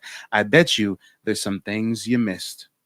We shouldn't even be in the conversation of reparations because we're not descendants of slavery. Reparations from the how we were colonized in Africa. Yeah, we can get reparations from France and Britain and them, but we don't need to get reparations here at all. Yeah, we'll never get it. Can I ask this question? What are the nuances or parallels to the South Sudanese or African with the Black American experience? When I was growing up, most of my friends were African, and when I would say like stuff about Black people, they're like, oh no, I'm not Black, I'm African. And their parents would say that too. I would hear their parents say the word Akata like towards Black people. So I just don't think that our generation feels like that. I think it's the older generation that really feels like the separation more, just because they were immigrants. Honestly, I felt Nah, miss me with that cognitive dissonance. If the older generation felt that way, and the older generation is the one that raised and reared you, we all know the adage of the abusive, overbearing African parent, right? That African parent that was anti-Black American beat into you a spirit of white supremacy, beat into you disdain for foundational Black Americans, for Native Black Americans. So don't act like, oh no, my parents was just racist towards Black Americans, but I'm not. That's the same thing white folks been trying to tell us for the longest, so we don't fall for that shit. more othered and more like pushed aside by Black American women than anyone else. Not saying, not to perpetuate that trope of angry Black woman or mean Black woman, but when I met Sarah in high school, she was my first best friend. All the way up until high school, I had never had a close friend that was Black. Sarah was the first one, and she's African. So I've never had the experience where I was bullied by African people or felt other. Like, this is my first time ever hearing that term that's derogatory towards Black people. Oh, the Akata term? Yeah, this is my first time ever hearing I've that. never heard that either. Yeah, I've never used so let's be honest, that's a West African term, and it's not to separate East Africans versus. I wonder if you know that I know he's lying right now. Oh, you got the new Margellas? That's what's up. That's what's up. I see you. That's your BMW? That's nice. That's your girl? Golly. Okay, I see you. But I just want to know one thing. You ready? Why the fuck you lying? Come on, guys. Why are these bush babies trying to convince us that they never heard the word Akata before? And oh no, they're hearing it for the first time, guys. This is the equivalent of some white person in the South who was raised by a racist Confederate parent talking about, oh no, I've never heard the N-word with a hard R used in a derogatory manner towards you black. I've just never heard it. What? You say some people call you that with a instead of a Well, no, I had no idea. Where did they do that at? Come on. We're not falling for it. These bush babies grew up hearing the word Akata. Their first word out their mouth was Akata. More tension when it comes to these specific issues when it comes to West Africans and African Americans because there is historical context. Yeah, they're in closer proximity. Exactly. Yeah, for sure. Especially when you talk about slavery. African Americans made it cool to be black. Yeah, it's true. They did. You say BFFR, babes, that's African American slang. Don't ever say that to me again. Music as we know it today is practically African American. They created all these genres. The African Americans started it for all of us, but what were we able to make out of what they started for us? Europe's black music scene used to just be a copy of black American culture, but eventually they realized we gotta make this our own. Afrobeats, a genre in Nigeria that's huge right now, has heavy influence from African Americans. Come on, guys. They running around talking about Afrobeat this, Afrobeat that.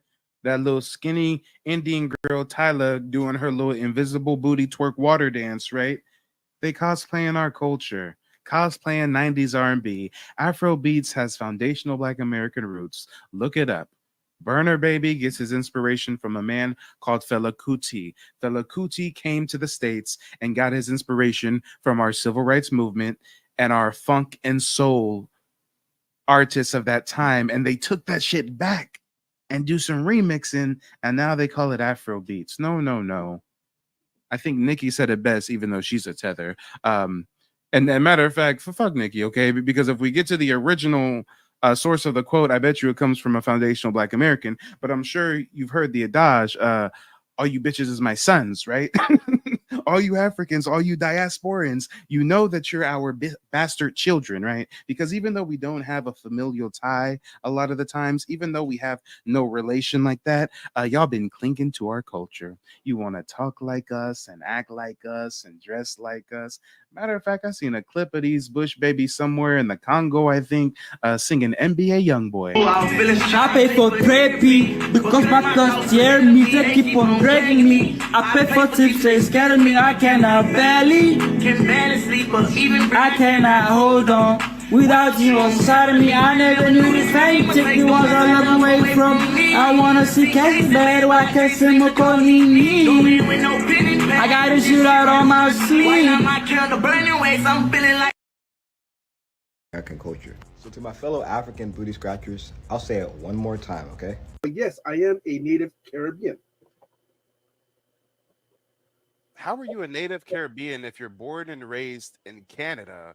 Your parents may be from Trinidad or Jamaica or something, but if you ask your own parents what they descend from, they'll most likely say African slaves, right?